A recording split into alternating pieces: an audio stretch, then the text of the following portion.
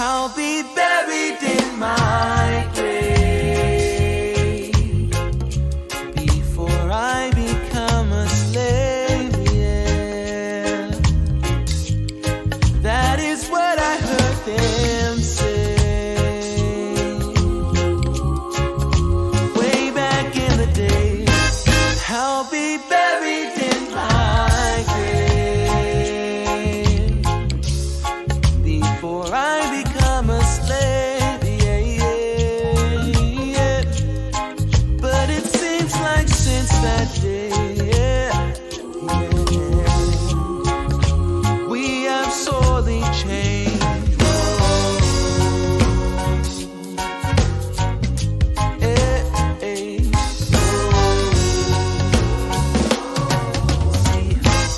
I'll be buried in my grave before I become a slave, yeah, yeah. That is what I heard them say, yeah. Way back in the day. I'll be buried in my grave, yeah, before I become a slave, yeah, yeah. But it seems like since that day, yeah, we have sorely changed. Whoa. Hey, hey. Whoa, oh, oh, oh, oh, oh, oh. Whoa, oh, oh, oh, oh, oh, And now, live from beautiful Myrtle Beach, South Carolina, you're watching My Fellow Americans with your host, Spike Cullen. Yes! Yes! Thank you so much. Thank you. Thank you so much. We wouldn't do this show without you. Clap. Keep clapping. Yes. Clap for the miracle. How would we know that you wanted the miracle if you didn't keep clapping? Welcome to My Fellow Americans. I am literally Spike Cohen. I'm so happy to be here with you tonight, and I'm extremely happy we are now streaming all of our shows live now on Float, Flote. Float is a new blockchain-based social media app that is committed to free speech for all. It also has a function that allows people to send and receive cryptocurrency. It's like Facebook, YouTube, and Patreon all rolled into one with crypto, and they also don't suck. So check us out on float.app/Muddied Waters Media, and hopefully one day we can all ditch all these other platforms and use decentralized blockchain social media like Float and no longer use all these other ones. This is a Muddied Waters Media production. We are still on Facebook, YouTube, Instagram, Anchor. We are on Twitter. We are on Periscope. We are now on Float. We're on all of the different podcasting apps, iTunes, Google Play. We're everywhere. Check us out everywhere. Like us, follow us, 5-star us. If there's a bell involved, hit the bell. If there is any of these that have a bell, you really have to hit the bell. Be sure to hit the bell and do that. Be sure to share this right now. The last thing that I want is for your closest friends and loved ones to miss a roughly hour-long Libertarian podcast on a Wednesday night. That would be terrible. Don't do that to them. Be sure to share this. Give the gift of Spike Cohen today. Kids love it. This program is brought to you by Anchor FM. I will be plugging that later, roughly halfway through the show, probably at a very inappropriate moment. The intro and outro music that I use on this and every episode of My Fellow Americans is from the amazing and talented Mr. Joe Davi. That's Jodavi. Check him out on Facebook, on SoundCloud. Go to jodavimusic.bandcamp.com. Buy his entire discography. It costs like $15. It is all amazing music. You'll be so happy. Thank you again to Mr. Joe Davi. I'd like to thank Kroger for this delicious, purified drinking water that I drink on most episodes of My Fellow Americans. Bulubanaka. Shout out to Tehran Turks' mom and him as always. Guys, my guest tonight is one of my inspirations when I was starting my show. He is the CEO of the Launchpad Media and the host of Blast Off with Johnny Rocket. Over the years, he has interviewed some of the biggest names in the liberty movement. My fellow Americans, speaking truth to power from your cell phone tower, please welcome to the show, Mr. Johnny Rocket. Johnny, thanks so much for joining. Hey, Spike, thank you so much. And I'm here with my sponsor, Anarcho Coffee. And I just want to say thanks to Anarcho Coffee for my individual and freedom coffee. Thank you guys so much over there at Anarcho Coffee. Shout out to Anarcho Coffee. I don't have nearly the cool sound effects that you have when you introduce a guest. So instead, I will play this short action sequence from Star Wars.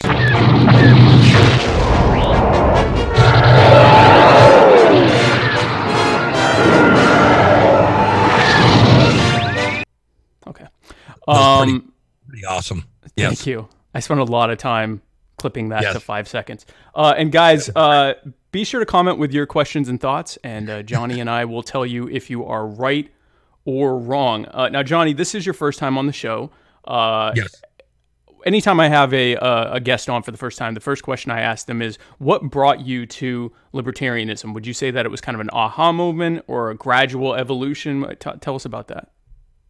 I would say, it started because I was in the government.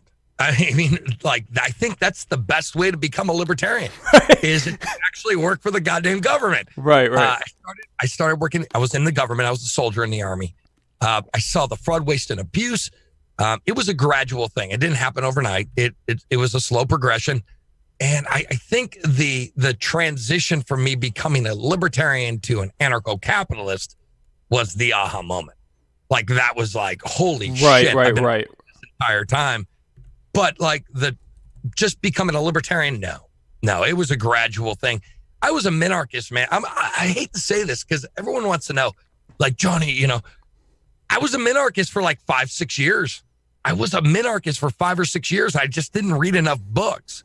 And finally, I started reading some stuff and it changed my mind. It was earth shattering to me, like, especially Murray Rothbard. When I read Murray Rothbard, I'm like, I'm okay. I'm a fucking anarchist. I fucking love this guy. And it was like almost a spiritual moment. Like, I called up all my friends who were anarchists. I'm like, dude, you're right. I suck. You're right. I'm sorry. Yeah, the state doesn't need to exist. You're right. I'm sorry. Right. It was just like, it was a spiritual moment. And to this day, dude, I am just like spiritually love the fact that I'm an anarchist. I just applaud it. I'm like, goddamn, I see through the bullshit. And, there might be some issues here and there that people are going to, well, you're just not really a libertarian because of this and that and that. But whatever. I am an anarchist. I don't believe the government should exist. And I believe that we should have our own self-governance. And that's what I believe. So how we get there, that could be discussed and debated. But regardless of that, yes, it was a beautiful thing. And I'm very dogmatic about it, Spike. I mean, you got to stick to your principles. You got to be libertarian, and you just got to say fuck the state. Yep. So that's where, or sit as a, yeah. No, absolutely. I'm in the same place as you. I get told that I'm not a real anarchist, usually because I say that anarchy isn't going to happen this very moment. And they go, they're like, you're not a real anarchist. I'm like, and yet this moment has passed and we are still not in anarchy. So maybe I'm not a real anarchist, but it seems to me like I have a very powerful data point going for me in the fact that it is still not anarchy even as we're continuing to talk. Well, like, the thing is again, a lot of people, like, I'm part of the radical caucus in the Libertarian Party. And when I say radical, really the radicals in the party, in the Libertarian Party, I don't know if you're in the party or not, but the radicals in the party are really the pragmatists in reality. Like, the pragmatists are really the bootlickers of the party, where they want to, let's just meet halfway and shit like that. And fuck that noise. I'm like, fuck the state. I want to, like, let's educate people. Let's get people excited about liberty. Let's get people, like, wanting to fucking get rid of shit. And that, like, let's not create legislation. Let's get rid of legislation instead of creating legislation to fix legislation that can therefore be changed by further legislation. And it's just like a big circular argument. And it's fucked up. Fuck that noise. Just get rid of it. Get rid of legislation. So that is why I'm so passionate about what I do, because we just need to get rid of the state. And I don't know, man. I get frustrated with libertarians because they think that if we have a message that's bold and strong, that we sound crazy. I don't think we sound crazy. I think there's a lot of people out there, Spike, who are like tired and they're just fucking pissed off. They're angry and they don't know what to do. Like, I pay too much taxes. I have to get vaccines. I have to fucking register my guns. I have to do this. I have to do that. I have to register my car. Fuck that. Like, we shouldn't be doing that, dude. Like, why? That's an infringement of my rights. Look at how low voter turnout is. Yes. Anyone who, so when people are like, well, you know, people aren't going to give it up. And I'm like, okay, again, not this very second they're not going to give it up. I'm with you there. And then an anarchist behind me yells, you're not a real anarchist. But the fact that like something like half of eligible adults just stay home because they're like, all these choices suck. No one's telling me anything that they haven't been telling me as far back as I can remember, and things keep getting the way they're getting. I'm just not going to be involved with this. Those are people who, at the very least, are open to hearing about the idea that we don't need any of this. And for someone who says we should have, you know, we should present a party of essentially like washed up former Republicans who are fed up with what the Republican Party's doing, so we're going to switch red for yellow or gold or whatever, and we're going to present a little bit, you know, we're going to add free weed to our platform, and now we're libertarians. Like, it clearly it's worked, right? Because we've gotten, I think we've maxed out at 2.5% of the vote or 2.8%, so it's working. No, that's the thing. Like, I don't think it has worked because of that. Like, right. If we came out with a bold message, like, everyone's like, we got to meet people halfway. We don't want to scare people off. Ron Paul, I'm a big Ron Paul guy, but yeah. Ron Paul was the only motherfucker who went out there and actually said what libertarianism is. He was the only motherfucker who had the courage, who actually said, no, I'm going to have a bold message. I don't give a shit. It sounds unpopular. A lot of people thought it would be unpopular, but it actually was the popular thing. Like, what he was saying is, I think people need to hear the truth. And I when we start like muddying down the message and start like when it becomes milquetoast, that's when we start losing people. When we have a platform and we have a principles and we have a statement of principles and we adhere to those things, dude, that's very powerful. Yeah. That is extremely powerful. And a lot of people want something. They want a direction. They want something they can follow. Like, that's the thing. I think that is the problem with politics. There is no principles. People like, I kind of believe in this, and I kind of see the right and I kind of see the left's position on these things. Why don't we take a principled stance and stand by and keep driving forward with it? I think people need direction. And I think this is what's the problem with politics, is there is no direction. And the Libertarian Party, and not even the party, but the message itself, the principles of libertarianism is very fine, and it's very concise, and it's very effective. Dude, we should be full steam ahead 100% all the time.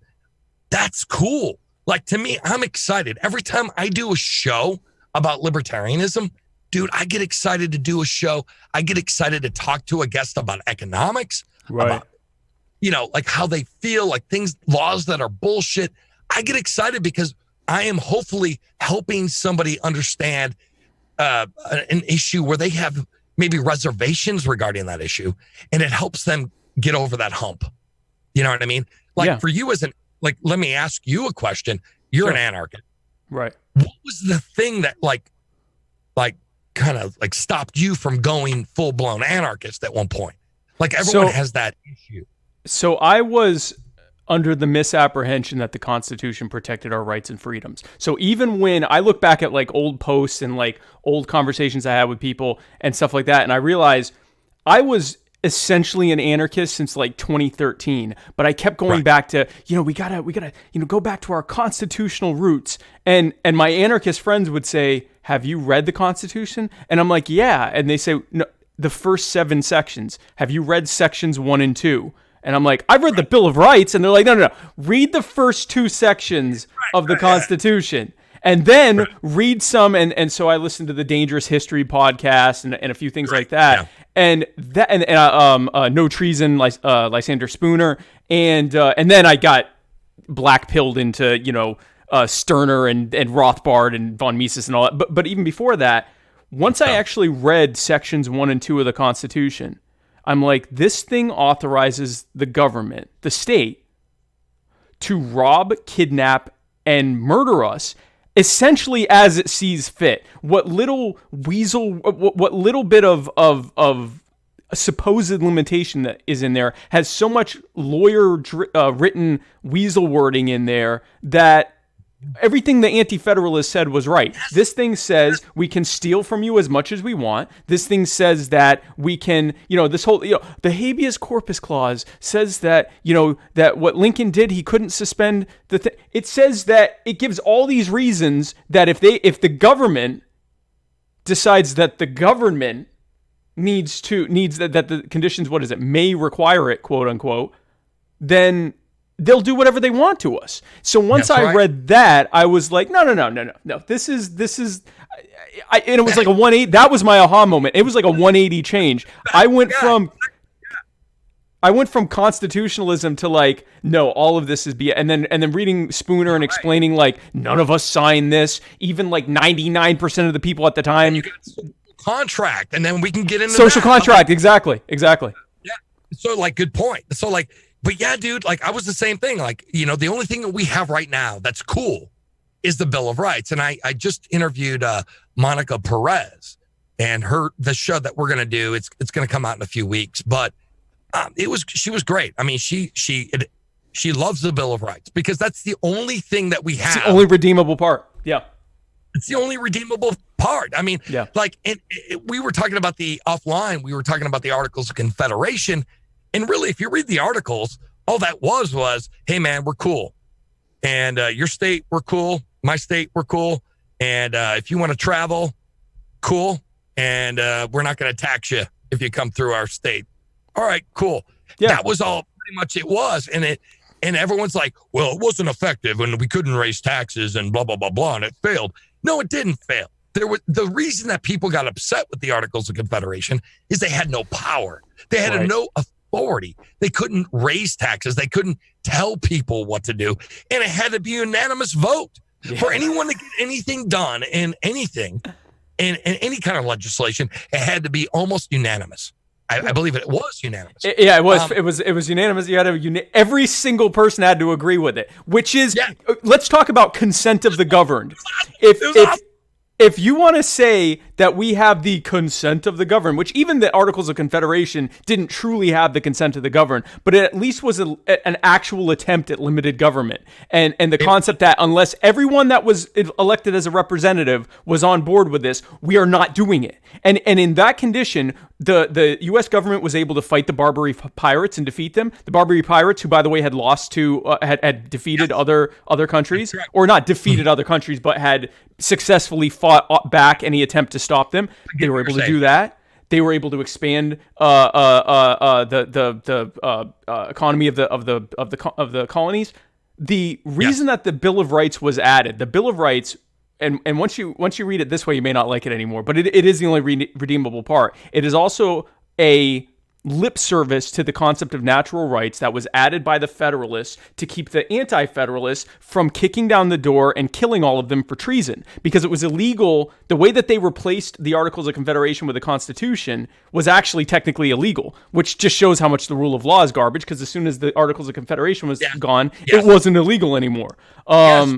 Yes, because it just, we did this and it took forever to get ratified. Yeah. It took years to get ratified. A lot of people just thought, hey, we just love this shit. We love what you guys are doing. No. A lot of people were afraid.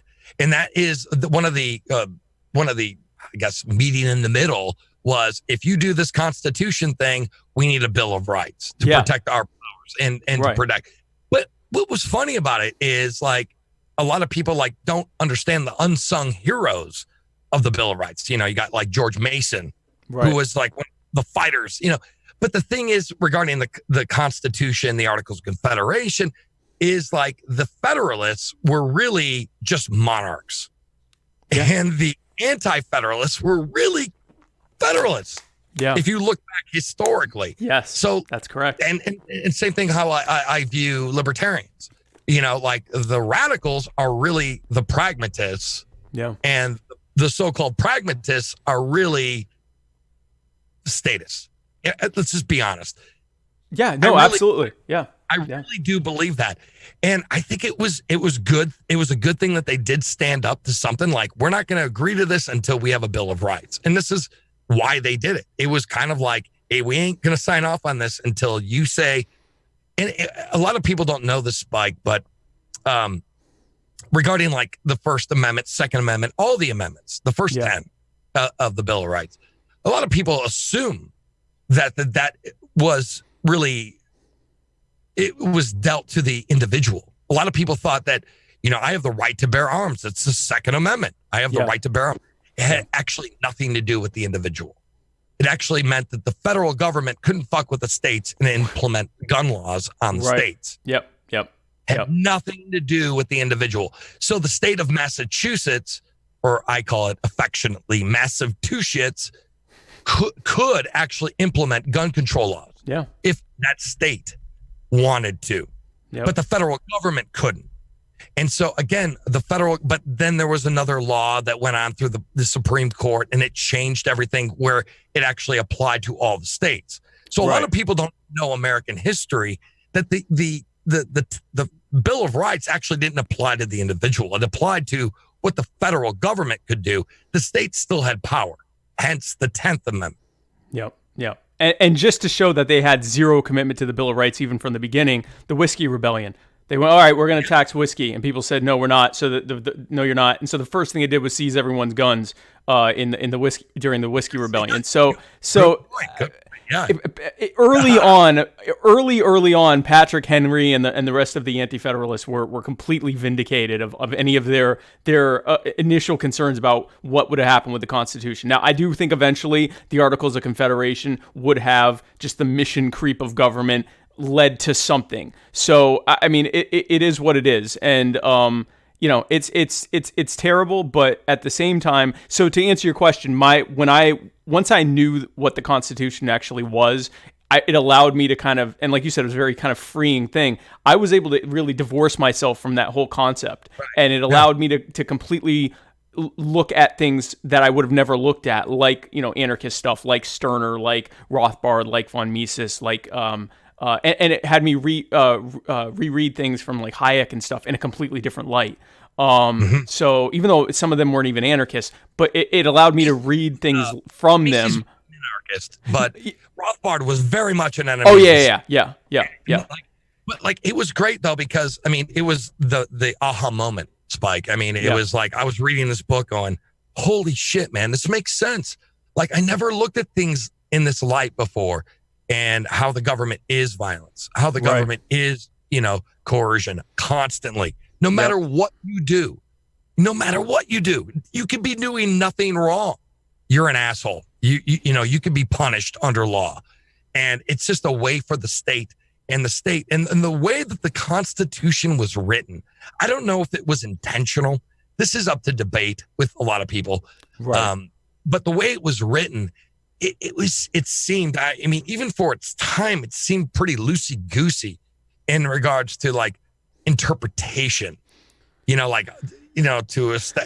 maintain a well-trained militia. The Second Amendment it could have been just every individual or every state should have the right to bear arms. It should have been period. And it didn't. Yeah. You know what I mean? It just seemed, like the general welfare clause. It was loosey-goosey speak. It was legalese. And it could be. It was lawyer weasel wording. It was written by lawyers. It was literally written by lawyers. Right, and I think it should have been more precise and more concise, right. and that would have been cool. At least even if we lived under a constitutional government, even if we had an actual constitutional government, which we do not, but if we had that, it would still be 100% better than what we have now. Yeah, 100%. And that would be considered a minarchist document by today's standards. By today's standards, yeah. The true minarchism in my mind were the Articles of Confederation, bar none. Like that was an actual, in my mind, an actual earnest. These are people that just got off the battlefield shooting at cops. And then they write this thing. This was like a legit attempt by the people who had fired the actual like muskets and rifles that said, get behind that. Yeah, I could see that. They were like, all right, let's actually try to have a limited government that is so hard to have mission creep that it never happens. And then, a few years later, the financiers and some of the people behind the revolution were like, yeah, no, let's completely replace this with something that'll just creep out of control. I'm very much in the camp of people that say it was an intentional poison pill to lead to every bit of what we have today. I think that and not all of them, but especially like Hamilton and a lot of the people that were pushing it the hardest absolutely wanted it to turn into. They envied and coveted the power and the centralization that their colleagues in Europe had, and it is what it is. Hamilton was a monarchist, dude. I mean, he was a monarchist. He wanted to set up the centralized banking system. Yep. I mean, he wanted centralized control. That was his gig. That was what he was fighting for the entire time. Right. And everyone praises Hamilton because he had a fucking goddamn Broadway musical in his name. And everyone's like, he's fucking great. Fuck that guy. He was a piece of shit. I like guys like Patrick Henry, George Mason. Yeah. I even have a lot of love for Thomas Jefferson. I mean, somebody's like, well, he was a slave owner and blah, blah, blah, blah. You know what? That was part of that culture. And I think people need to kind of take a step back. It was wrong. It's morally reprehensible to own slaves or have slaves of any sort. However, at that time, it was kind of like owning a car at that time, at that period in time. And he was one of the only motherfuckers out there who actually recognized that it was evil. He was one of the only people. Despite being one, he actually recognized. Yeah. He did. Like, like right now, it's like, well, we own a dog, or whatever. But like, I'm just saying, like, he at least spoke up about it and saying it is wrong. Yes, right. He owned slaves. As far as from what I've read, he was very good to his slaves. That doesn't excuse the fact he was a slave owner. However, slave owners went. Right. Right. But as a slave owner, he was the only one of that time period, or one of the only. There was a few others, but he was one of the only people out there at that time period who actually had the balls to stand up and say, you know what I'm doing is wrong, and these people are being held against their will. Yeah, and it is wrong. Nobody should be able to own anyone else, and this is wrong. Right. And so he acknowledged it. Right. So it was never not more. We actually talked about this last night on the Muddy Waters of Freedom. It was never not morally reprehensible to own people. Jefferson. So at that time, and for like another good 100+ years afterwards, what we now call white supremacy was considered settled science. It was considered, eugenics and all of these completely debunked so-called sciences. At the time, they were told white people were in every way. And at that time, the who was considered white was much more. It was people from England, Western Europe, and parts of Scandinavia. Germans were not white. Irish people were not white. Italians were not white. Jews were absolutely not white. French were. What's that? The French. The French were white. So this very small group of basically Norman people were superior to everyone else, including other white people. And so when they look at someone like a black person, they looked at them as somewhere between a human and a pack animal. And so that's right. They did. For someone in that time to recognize that there was still something inherently wrong with it was actually a progressive belief at the time. So I mean, it was crazy. It was like mind-blowing to people. Like, we can't have people like that speaking like that. Like the normal culture, the NBC of the 1780s was these are fucking animals. These are are people. These are not human beings. They're fucking they're fodder. Yeah, that's how they viewed it. Where like Jefferson at least had the balls to say, you know what, this is bullshit. These people have feelings. They have families. They have emotions. They care about things. They're creative. They have so much to offer the world. And he was one of the guys who actually spoke up. And it was unpopular at the time. And like our ideas are unpopular now, but like 200 years from now, Spike, we could be like, yeah, we have Spike Cohen and Johnny Rocket, and we'd found this lost tape, and here we are talking about this shit. But like, our ideas are not popular now, but maybe in 100 years or 200 years from now, our ideas will be like, these are the guys who were like fucking leading the charge back in the day. Right. Yeah. I think they'll be popular. What's that? That'd be fucking cool, man. If we, yeah, no, I think it will. And I think honestly, it'll happen sooner than that. I think it'll happen as soon as the main people pushing for it don't keep trying to be Republican adjacent or Democrat adjacent and say this is a uniquely libertarian thing. We are not Republicans who like weed, and we are not Democrats who like guns. We are not any part, either wing of the authoritarian hemisphere of the thing. Yeah, that's a great Spike. I gotta commend you on this. I think you're absolutely right, and I think a lot of people just keep getting this wrong. Where they say, well, you guys are just. If I have to hear that Gary Johnson bullshit again, I'm going to fucking shoot myself. And I have a gun right here. But like what I was saying don't do it. No one do it. Conservative and socially liberal. Actually, you could be a libertarian and be socially conservative. Yeah. You can. It just means that you just don't want the state involved. Don't want to impose it on anyone. That's what libertarianism is. It has nothing to do with your preference, right? It just means that you have the freedom to choose. But I also have the freedom to associate. Right. So if I don't like what you're doing as I used the joke here. I was in a rockabilly band for 10 years. Okay. And we used to wear shirts that said, fuck hippies. And it was a joke, like hippies are actually they're very nice people. Right. But it was a joke, and they kind of laughed at it too, because what are they going to do? Beat me up? No, they're not. So it was funny because hippies are they don't do shit. So like we said, fuck hippies. They laughed at it too. But what I'm saying is, if you don't want to be part of that culture, or if you don't want to partake in that kind of thing, libertarianism doesn't necessarily mean libertinism. And there can be libertinism, right? And be a libertarian, and you could be a libertarian and not believe in libertinism. Yeah, absolutely. So you could be a very, very conservative person who just wants the state left alone, but yet you don't want the state to inflict harm on those people who are happy with their choice in their life. Right.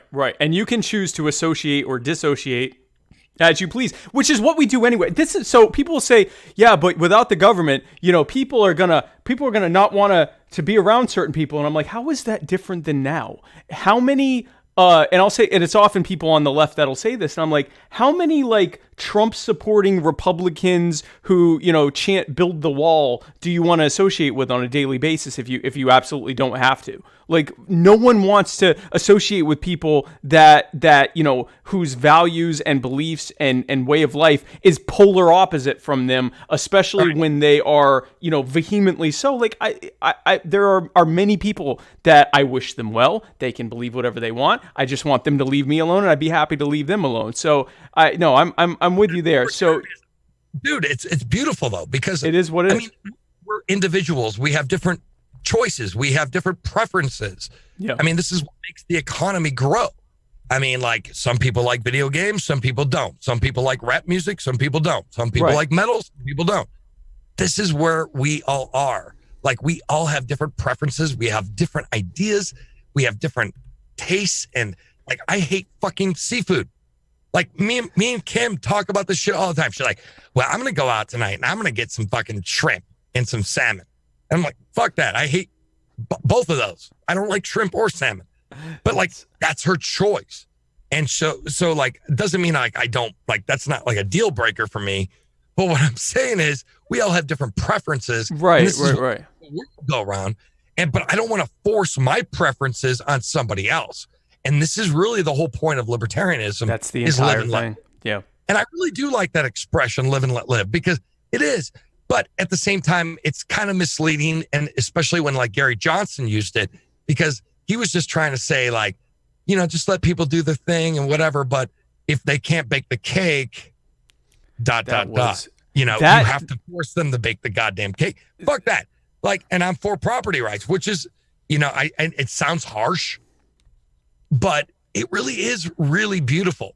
Like, if you're an asshole, and if let's just say I'm a club owner and I don't let Asian people in my club, I have the right to do that. But I can also like lose a lot of money by discriminating against people.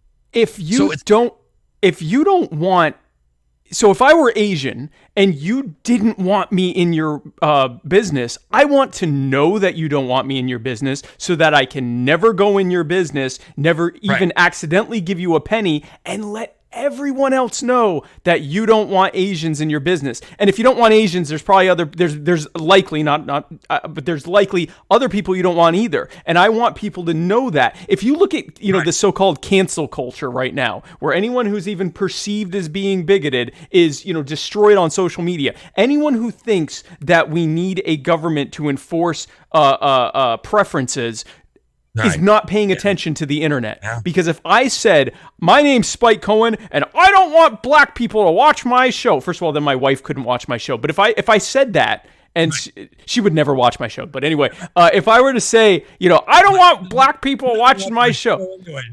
Right, exactly. She don't watch it anyway, so that's fine. But if I said that, would be like a lot of people would not want to associate with me anymore. And then the people who would want to associate with me, I wouldn't want to associate with them. So I mean, you got to let people do their own thing. I by the way, I hate the term economically conservative and socially liberal. First of all, we are economically conservative and socially awkward. First of all, so that's, I mean, let's be honest about what we really are. Let's just be honest with libertarians, right? Right. Like they. Okay, that's a great thing that you brought up, because I noticed this historically across, like, you go to a libertarian event and, like we went to like a convention or something, and it was funny because you see like people walking into the, hotel or whatever function we're at, but there's other people doing other things. They have like real lives and shit, they're going, they have like a job or something. Yeah. And they're walking in and I'm like, that's not a libertarian. But you see these people getting out of their cars and you're like, that guy's probably one of us. And then like, sure shit, there he is at the convention. Sure enough. Yeah. They're always awkward. They're always like, hey, hi. Like, it's just like, dude, you guys, you got to talk to people a little bit more. You know what I mean? Like, arguing on Facebook is one thing, but actually communicating with people, that's the real challenge. Yeah. Is actually speaking real people talk, actually talking to people. And I'm not bashing libertarians, but you guys know this. Like, anyone it's a known thing. To this goddamn show, sorry guys, but half of you guys can't get laid in a woman's prison with a bag of dope and keys to the gate. I'm sorry, but you can't. And you guys got to get out there and start fucking talking to people and start speaking their language and combining the two languages. But there is a social awkwardness with libertarians, man. And I'm not trying to bash on libertarians because they're no, not at all. Yeah, no, not at all. Absolutely brilliant people. It's like, it's kind of like knowing the guy who knows D&D really well. A lot of libertarians seem to know about Dungeons and Dragons. They know everything about that goddamn game.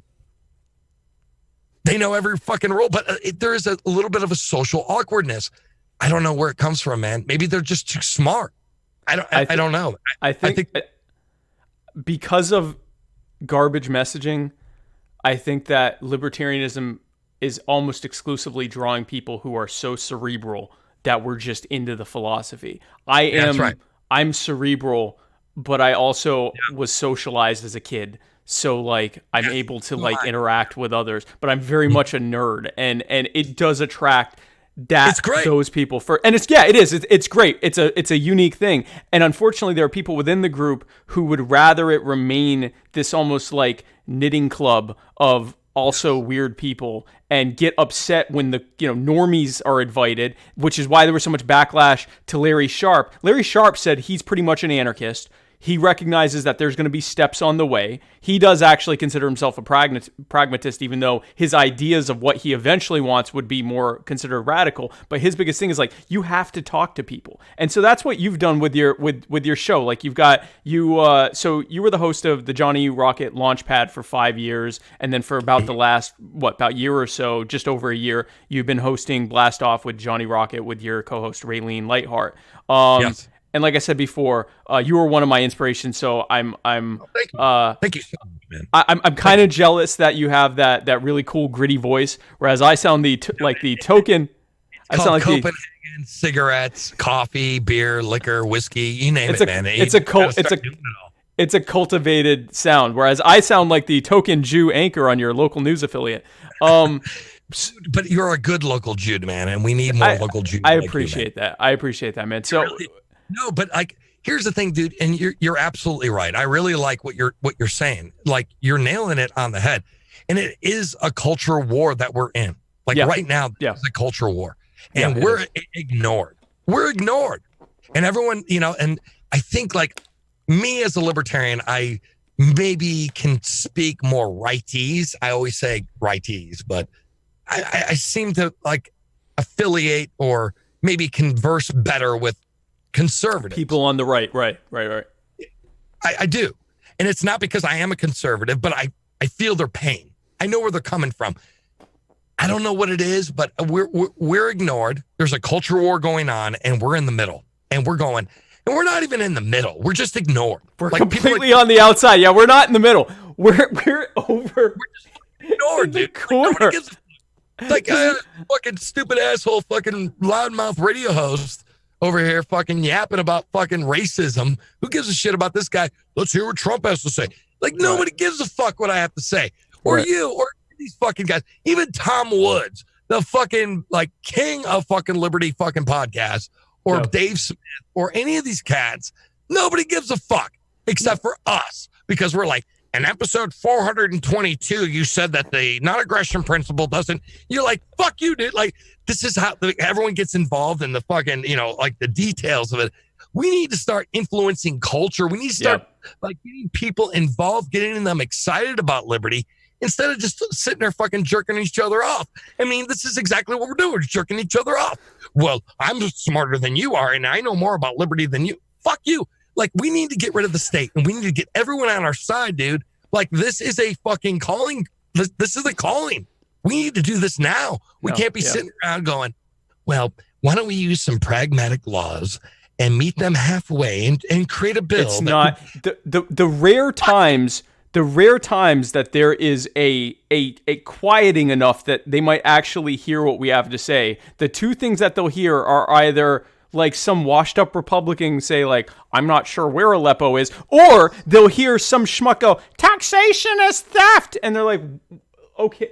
And what does that have to do with what we're talking? Like, we don't actually influence the conversation or the culture. And it's great that we have these shows. And I do think that I actually market my show to people who aren't even into libertarianism. So like I like put it in pages and groups and in social circles that aren't even into politics. And I'll be like, just check it out and just see, especially the Muddy Waters where we talk about like current events and stuff, where I'm like, just check out what we have to say, because I can have 5,000 people who already completely agree with us, or 99% agree with us in the Libertarian Party, and we can all get together and comment at each other about which one's not a real libertarian, and that's going to accomplish nothing, because right now Donald Trump can walk into any metro area in any part of the country and attract like 50,000 people, and I mean, so what are we doing in that situation?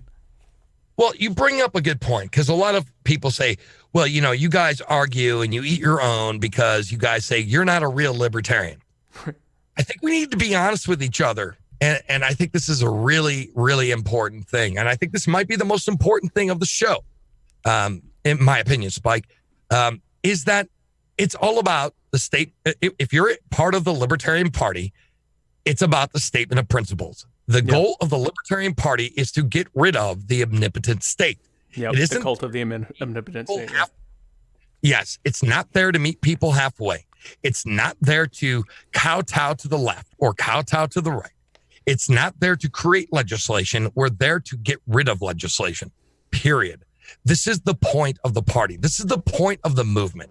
We have been trying to trick people for the last 40 years. No, actually, I wouldn't say 40 years, because during the 80s, there was a pretty big fucking cool revival. Yeah. I'm going to say the last 20 years. 20, right? 30 the last years, yeah. 20 years, the Libertarian Party is trying to brainwash people, saying, well, we're not really Republicans and we're really not Democrats. That is bullshit. That is not, that is a false sale. That is fraud. We are not about that. We are about getting rid of the government and leaving people alone to live the lives that they choose to live. That is what we believe. And without aggressing against other people. Right. This is what we believe. The non-aggression principle, property rights, and leaving the fuck alone and getting rid of the state. Yeah. To me, that is what libertarianism is. It isn't some political party that's meant to, change laws and create laws in the name of freedom. It's about getting rid of things. And I think we need to drive that home, Spike. I think it's very important because I think people have been lied to for the last 20 years. And when people hear that, I ask people, read the statement of principles of the Libertarian Party, and people will go, well, that's up to interpretation. No, it's not. It's not. It's really clear. It's really clear. Very clear. Like, you could say that maybe about the non-aggression principle. Like, what is aggression? Like, if I'm spitting on the sidewalk and it offends you, then, you can have a little debate about that, whatever. Right, but the statement of principles is very, in very cut and dry terms. Yeah, It's so fucking cut and dry. It's not even like we're meeting you halfway or anything. No, it's not up to interpretation. It's a statement of principles. This is what they believe. This is what the Libertarian Party believes. And it's fucking cool. Like, I am so fucking glad that the Libertarian Party had enough sense. The founder, David Nolan, had enough sense to make it like a 7/8 vote to change it, which is like impossible, which is awesome. Like, it's like, fuck you guys. Yeah, like, you're never changing this. Yeah. No, it's fucking cool, dude. I get excited. Like, fuck you. Like, it is so cool to see that. Like, that guy had it fucking figured out. He thought it through. And the people at the time thought it through. But that's the thing, man. I think we're not. I at one point, I was like a minarchist, soft cell, libertarian. Like I was saying, like, remember we were saying it was a gradual thing. I was that guy at one point, and I thought radicals and anarchists were crazy. These guys are fucking nuts. Plus, some of them were kind of nuts. But that being said, like, that, I feel like I was lied to now. Yes. Like, looking. Yes. So the messaging is a bit of a lie. So they'll say, so you'll have the pragmatists who will go to the Republicans and say, hey, you like the Republican Party? You're going to love the Libertarian Party. And then they go over to the Democrats and they go, hey, you like the Democratic Party? You're going to love the Libertarian Party. Democrats and Republicans hate each other. They've been conditioned to hate each other and believe that the entire political spectrum is Democrats and Republicans, and that they're polar opposites, and that they have to hate each other because they're it's the battle. Both sides believe that they're on the good side of the battle between good and evil. So when we go in and go, well, we're kind of somewhere between the two of you, we sound like garbage. We sound like a terrible idea. Because if I'm a Republican and I hear, well, we're sort of like a Republican, but with some Democrat ideas added, I go, I don't like Democrats. I think Democrats want to destroy America. Or if I'm a Democrat, I'm like, well, the Republicans want to, turn us into a white nationalist, fortress or whatever. Like, whatever they believe. If I go in saying, yeah, we're kind of the best of both of you guys, they're like, no, I don't want that at all. If we go in and say, all of this is nonsense, you've been lied to for the last 200 and some odd years, they keep marching left, the left boot comes down on you and you go, that's it, I'm sick of this, I'm voting for the right boot, and then the right boot comes down and you go, oh, that's it, I'll never take this again, I'm voting for the left boot, and they're just marching on top of you as they progress forward in this ever expansion of the size, scope, power, lethality, and cost of the government. We want none of that, and we want something wildly different. That to me is so much of a better to a society and a country with like half of the people aren't even showing up to vote on a Tuesday because it's just like, this is all shit. Like, all of this is garbage. I want nothing to do with it. That to me is so much better than throwing our panties at Justin Amash because he has some name recognition and like, Justin, please come run for president. You're not even really a libertarian, but you don't like Trump. Okay, really quick. In his defense, I'm not saying I really even like the guy. I do like Justin Amash. I think he's actually one of the best politicians we've had in a long time. I mean, because he actually has a conscience. He actually understands some fundamentals of libertarianism. Right. But I don't think I wouldn't vote for him. Like, I would yes. Vote for a libertarian. Like, if there was no Libertarian Party and I was like, and I just wouldn't do it. Now, but here's the thing, like, who got the most excitement? Who got the most like people like wanting a revolution? Ron Paul. Why? But why Ron Paul? Yeah. Why? Because look at Bernie. Why is Bernie so successful? Yes. Because it's the same thing. Like, it's the wrong side. He is everything that we are not. Right. But at least he has a fucking print. Like, he has a message and he's not wavering from it. Like, where we're trying to fucking, try to please everybody. Bernie's just saying bullshit that's fucking crazy. Where Ron Paul actually said some really great, beautiful stuff. Yeah. But it was the truth. And people think that there's something wrong, and both sides are playing it. Like Ron Paul said, this shit's wrong. And you should be pissed. Bernie Sanders saying the same shit. Saying the exact same thing. Exactly. He's right. When Bernie starts talking about the problems that are going on, he's right. His solutions are to make it worse. But when he said Donald Trump, he would explain the things that are happening and why they're wrong. But then he would also go to the wrong conclusion of making it worse. That's right. Ron Paul, people get there's something wrong that's happening. So when you triangulation, the so-called Clinton strategy, triangulation is a strategy not just in politics but in any situation of power dynamics. Triangulation is a strategy of entrenchment of existing power, which means if you're already in a position of power, you triangulate yourself in order to maintain that power. Right. For the Libertarian Party, which has maxed out at just under 3% of the vote, to triangulate is like a mouse saying, "I've got to conserve my power that I have." Like it's nonsense. Oh, it is, dude. And it makes no sense. I don't even think there's a balance. Like when people say, like, "Well, you guys are the purists, and we're never going to get elected." Fine, but at least we're not selling something that's fake. Right. Like, I'd rather go out there and actually spread the message of liberty, get 400 people who are real libertarians than 50,000 people who think they are. I'm just saying. No, I agree. Those 400 people are going to fucking remain a libertarian because you can't unlearn what you learn once you get it. And if you get elected on promises that have little to do with libertarianism, now you just have to govern like everyone else that came. You're like a center. You're like a center right Republican or something because that's what you. Now, if you go radical, you've lied to everyone, and they will never vote for you again. So, like, it doesn't make sense. We actually have a question from one of the live followers. Shane Sweeney says, Johnny, what would you choose to abolish first, the welfare state or the warfare state, and why? Oh, man, I guess I would have to go with the warfare state, first of all, because if we got rid of the warfare state, then we wouldn't have refugees that we're responsible for taking care of because we bombed the fuck out of their country. Yeah. So that would be the first thing I would do is get rid of the warfare state. And that's why. That would be the priority one. And that would be something that could be handled and on a federal level.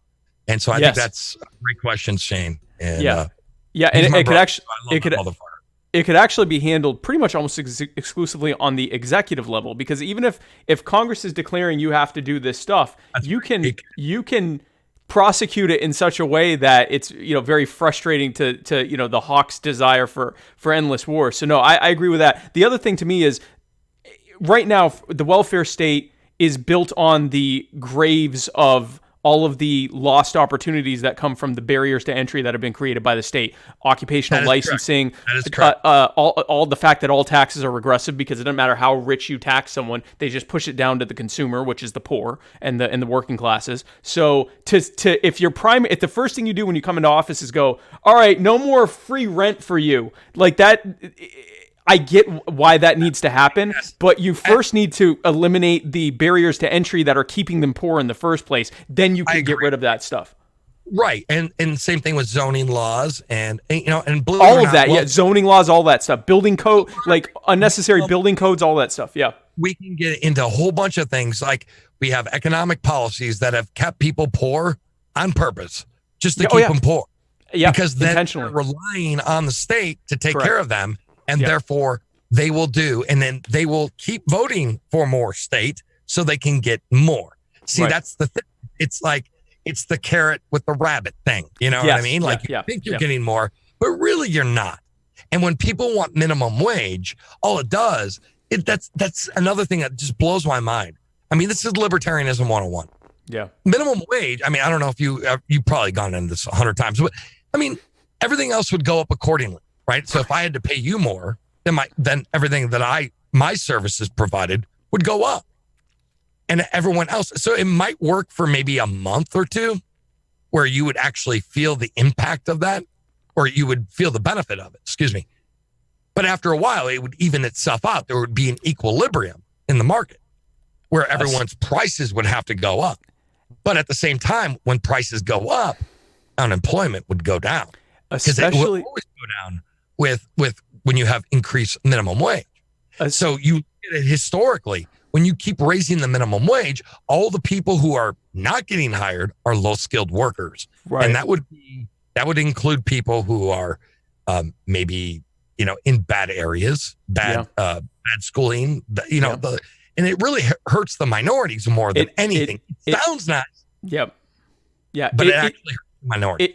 It disproportionately hurts the very people that it's supposedly helping, especially in the era of automation. So you've got businesses that are looking for the very moment that the cost of upfitting to fully automated or more automated is more cost effective than continuing to just hire these people at whatever the minimum wage is. The very second, or just above the minimum wage, so that you get the good guy from, I have them at my Whole Foods instead of at the, Walmart down the road or whatever. But like at low wage labor, if you say $15 for most metro areas, for most areas in the U.S., that's going to be almost an immediate change to where almost completely automating that store immediately makes more financial sense. Anyone who wants to see what really high minimum wages looks like needs to go to Japan and to Western Europe.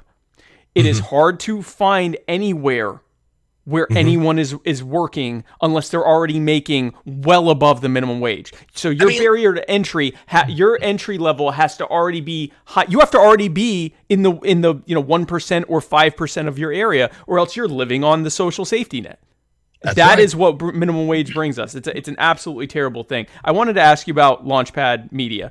So you have multiple shows on Launchpad Media as well, your own and many others. Was that something you intended to have, where you would have multiple shows on, or did that just kind of happen naturally? What's funny is my buddy, the vice president of the company, Alexander Meyer, me and him were talking one night, and he was just like, "Dude, I have an idea." And it's for like a podcast hub, and I don't know what to call it, but I think we were talking about the ideas of changing culture and libertarianism through music and art and movies, videos, and a different take, and not your atypical academic podcast. More like, hey, we're having fun. We're going to talk about these things, kind of like what you're doing here. And we're not very academic, we're fucking idiots, but whatever. I'm speaking for myself. But like what I'm saying is, we figured we wanted to change the culture, and we wanted to create a hub for this. And I said, well, that's a great idea. And at the time, I had an old co-host, Heather and Kurt, two co-hosts. And we kind of parted ways after 4 or 5 years. And I felt like maybe it was a new beginning for me. Like maybe it's time for me to cut sling load with Johnny Rocket Launchpad and actually create and use the name Launchpad for the media company, always launching ideas in your direction. Right. And I wanted to get just all these different ideas and all these different, contributors to go out there and actually start spreading the ideas of liberty. And it was just kind of like this one banner where we can all get behind and start changing shit and hopefully influence people. And so that's what inspired me to start it. And it was pretty cool, but I gave up the name of my show because of it. So I kind of, it was a year ago. And I just remember, it's like, oh my God, this is the last. I had 150 episodes. My last episode was with Tom Woods. Yeah. And I'm like, hey, I'm going to start it all over again. I'm going to start with episode 0. And I found Raylene, and we were friends in Washington. And I'm like, she's going to be a great co-host. I mean, Raylene and I share very similar ideas on just about everything. There's like one or two things that we argue about, but other than that, we are like 100% lock and step regarding ideas. And she's very, very influential and very, very positive and helping me with the show. And so she was very instrumental with helping design the new show. And so I said, I didn't know what to call it, because I'm like, the fucking Launchpad's pretty goddamn cool. Right. And we were talking, and it's like, how about Blast Off? And I'm like, that's kind of cool. Yeah. I figured Blast Off with Johnny Rocket would be cool instead of Johnny Rocket Launchpad Blast Off. And then we took the name for the old show and made it the media company. The Launchpad Media. It's really cool branding, right? So you've got for 5 years you were the Launchpad. Well, now you're blasting off from the Launchpad, and the Launchpad is also where all the show. So really, I like the whole. I had a website design company for which was essentially also a marketing company for the better part of 20 years, and I like ideas and branding that make intuitive sense and that you don't really have to explain to people. And I just think it's perfect. Like, you got the Launchpad, your show's blasted off, and now you've got all these other things on the Launchpad too. So yeah. And I love themes. Like I'm a stickler for themes. I like having things that like kind of relate. You know, like, so we do a really cool thing. Well, we did it, and we're going to continue to do it in the future. We haven't done it in a while, but we had a show where all the board members of Launchpad Media would get together, and we have a show called Mission Control. So it's all kind of nice. Yeah. That's cool. You know what I mean? So it's cool. Like, we had Alexander Meyer, we had Rob Stratton, we had Raylene, we have all these people, and we sit down and discuss like what Launchpad Media is doing, things in the news. And it was just us kind of like talking about the direction of where we're going with the media company. That's really cool. And to me, I love themes, like playing off a theme. Yeah. And so somebody was like, you have the Austrian libertarians, like people who love Mises Institute and, things like that. Well, right. I was thinking, since we're like in the space and shit like that, blasting off, I was thinking members of the Launchpad Media could be astro libertarians. Boom. See what I did there? So I thought that was kind of funny. Like, that'd be kind of cool. But like, I love themes, man. I love working with like creative, shticks like that. So when I heard Austrian and rockets, I immediately thought Werner von Braun, and that was not a good direction to take. It's a good thing. It's decidedly good idea not to have gone in that direction. No, maybe not that one, but no. But I try to keep it theme based. No, that's funny, man. That's great. Yeah, no, that's really cool. So you have had Remso Martinez on. He's been on my show as well. And he's, in fact, you're actually going to be narrating the audiobook version of his newest book. Isn't that correct? I am. I think that's so cool. So Remso and I, because I haven't done shit with it yet, and he's going to kick my ass, but whatever. Have you read that book? I have read the first one, a good portion of the very first one. Stay away from libertarians. Stay away from the libertarians. Yeah. So I have actually, I'm like one of the very few people in the world who actually has his book, and he's like, here it is. Start when you're ready. And I'm like, I haven't done it yet. So I'm an asshole. I read a first draft. That book you're going to love it. So Remso was briefly my sworn enemy. But we've been friends for like a solid 7 or 8 weeks now. It's been really good. But what would you say is Remso's greatest weakness that I can use against him if things go south again?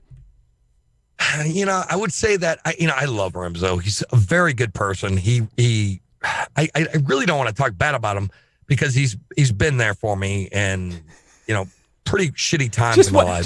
Just one weakness. If I had to say one thing about Remso that sucks, is that he just can't decide what the fuck he is. Is he a Republican? Is he a libertarian? We don't know. I don't know. I just think, I don't know.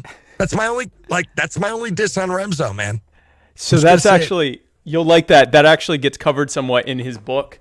Because the title character supposedly isn't about him.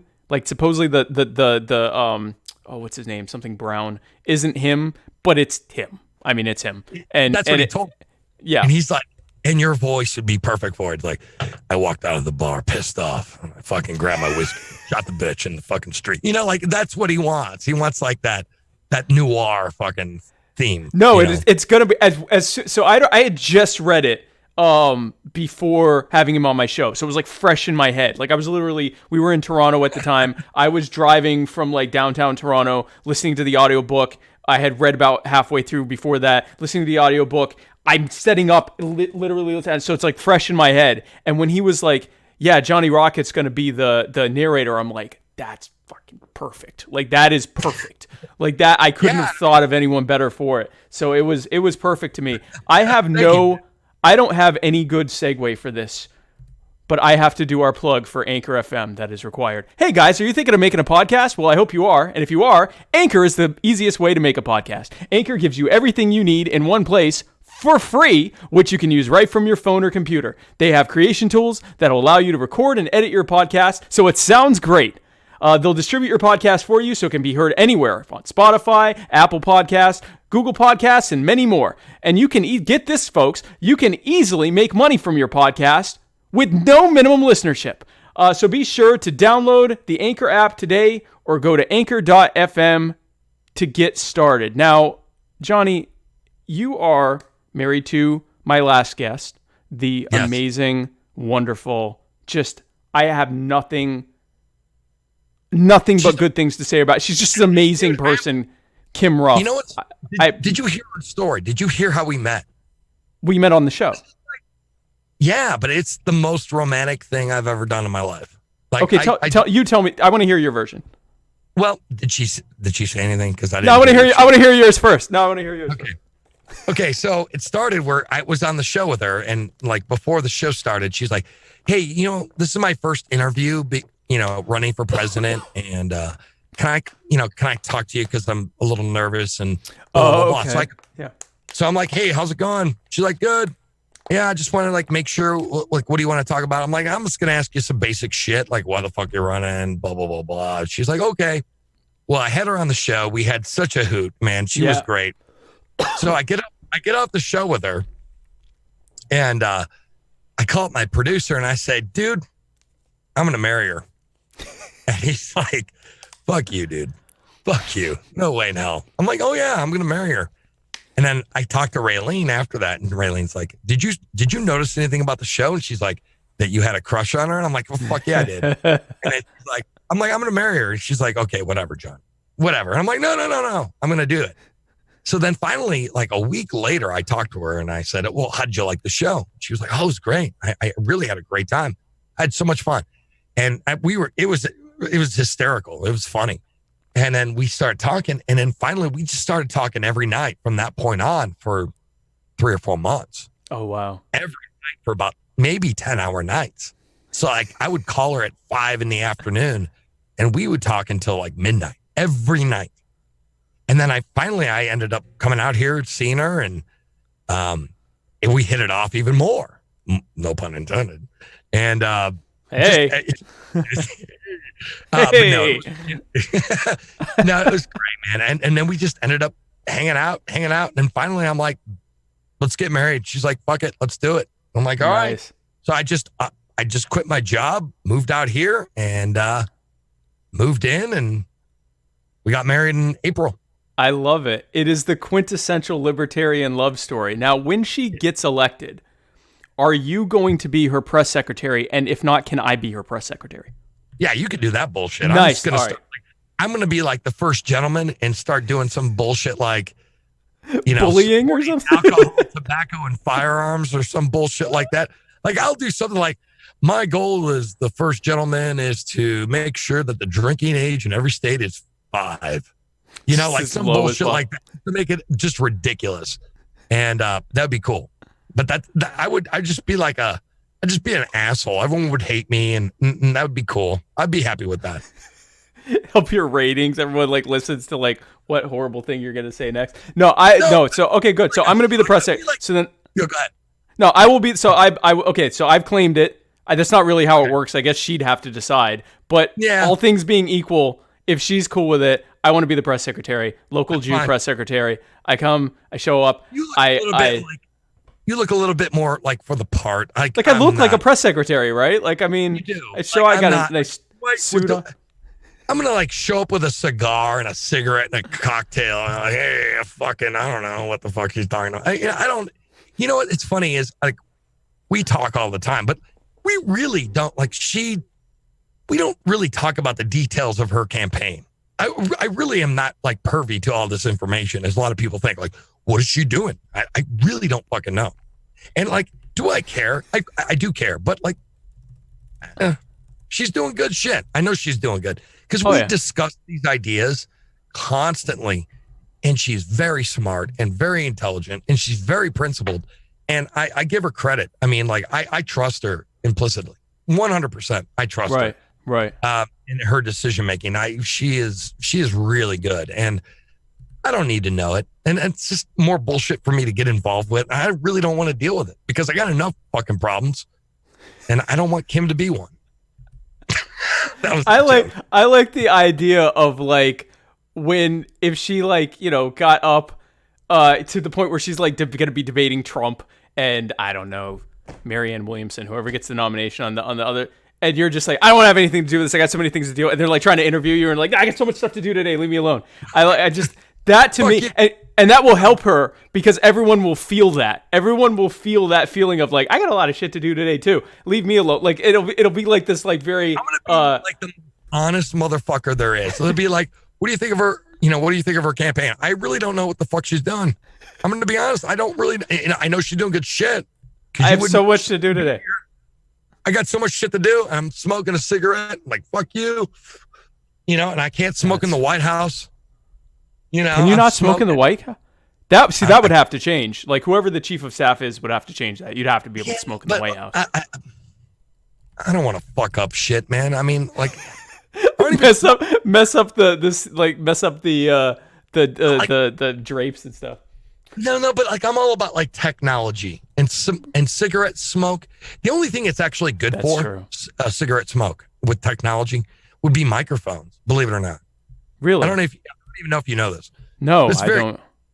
So, like, if you ever hear the old microphones, like back in the day in the 40s and 50s and 30s, even everyone smoked, man. They were like fucking smoking. Right. The tar that gets actually in the capsule of the microphone, actually creates a different tone. It actually creates a warmer sound. Oh. So, especially with ribbon microphones, especially with the old ribbon mics. Right. But it actually creates a layer of tar, which actually creates a very more muted, warm sound. They were the original pop filters were just a bunch of like, oh, dude, they were tobacco hash around the thing. Yeah, totally, dude. Exactly. Like, but computers and anything like technology or any of that shit, man, you're just you're just decreasing their lifespan by a lot. I mean, it's really bad. Yeah. So like, I just don't. Yeah, I don't smoke in this room. I never have. I kind of like muscle through it and like, all right, I'm gonna get this interview done, then have a cigarette. So it's cool. Like the end of it, you're like shaking, like you did your nicotine fix. No. Well, yeah, sometimes. Yeah, it sucks, man. I like that's the hardest part of being a podcaster is actually, you know, going an hour and a half talking about shit. Oh, I was a drug addict for the better part of a decade. I've been clean for 13 years now. The idea then, I know no one believes that when they're like, you've done drugs once in your life. I was. Dude, Jews don't do drugs, man. No, I was the ultimate drug Jew. I was because I probably shouldn't say that. I'll tell you later when we're off the air. Call the show the Drug Jew. The Drug Jew. The Drug Jew with Spike Cohen. I'll tell you later on in the show, but I was what you would expect a Jew to become if he was doing drugs every day. But definitely not going to say it on the air. But did you actually spend money? I'm not going to. We can talk about it later. But anyway, all that to say that if someone at the time had been like, yeah, you have to like talk intelligently for 2 hours in a room without doing drugs, I'd be like, I'm not doing that. There's no way I've got to do drugs while I'm doing this, or it's not going to happen. So You know what's funny though? We get in that. I was in a band for 10 years, and it took me like we have those things that I don't know, we create. I think we create our own little safety net in a sense. right. But yeah, there was a time where I had to be drunk to perform. Oh wow. I was afraid. Like everyone's like, do you get nervous when you get up on on stage and do a show in front of 50,000 or 100, 300 people? Right. I'm like, yeah, absolutely. Every show. It doesn't matter if there's 10 people in the room or there's 300 or 400. I get nervous. And the only way I could deal with it was to drink. What's the drink, right? And that was my crutch for a while. And we all have those things that we hide behind, I think. I mean, I think it's human nature. Oh, Like, yeah. you ever notice that like a lot of musicians, the reason that they play instruments is because they hide behind them. Oh wow. If you think about it, it makes sense. Because they're like behind a thing. They're not like out there just holding a microphone. Oh wow. Exposed. So if you think about it, like a lot of musicians like that because they feel like they're hiding behind something. A lot of musicians like to wear sunglasses. Why? Because they hide behind those sunglasses. Oh. Little tricks, man. But that's just the way that people, I think it's a psychological thing. I find it fascinating because I talk to people and I said, you play guitar? Like, he's not even a good guitar player. He's a lead singer and he plays guitar. And I'm like, you're not even a good guitar player. It's like, yeah, but it makes me comfortable. It's something in between me and them. I never really thought of that before. So the drummers have it the best because they're almost like in a room behind. Nobody fucking cares. I mean, like, I love drummers. They're fucking awesome. But man, drummers are like,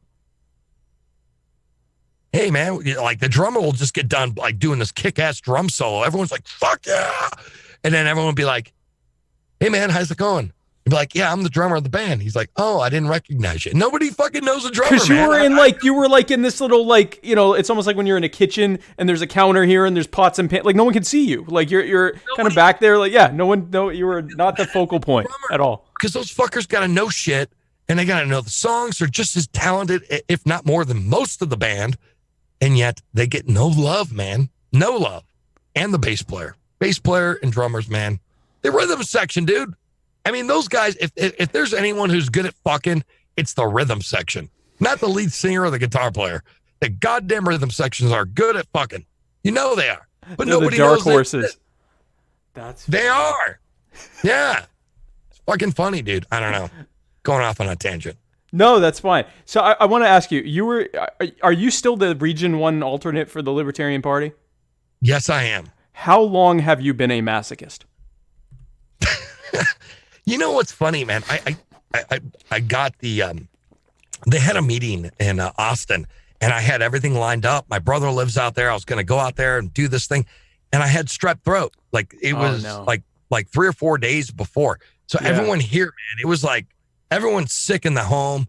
Everyone's dying. The kids got fucking strep throat. Everyone's on moxicillin. Right. I just couldn't make it. And then luckily the Region 1, the main Region 1, Richard Longstreth, great dude, great principled libertarian. He was just like, all right, man, I got you. I'm going. And I'm like, here's my vote on this. If they say this, vote that way. And he's like, okay, noted. And he actually probably took my opinion into consideration. But no, he's great. The Region 1, the actual Region 1 director of the Libertarian Party is awesome. And I'm so proud I work with him. So proud.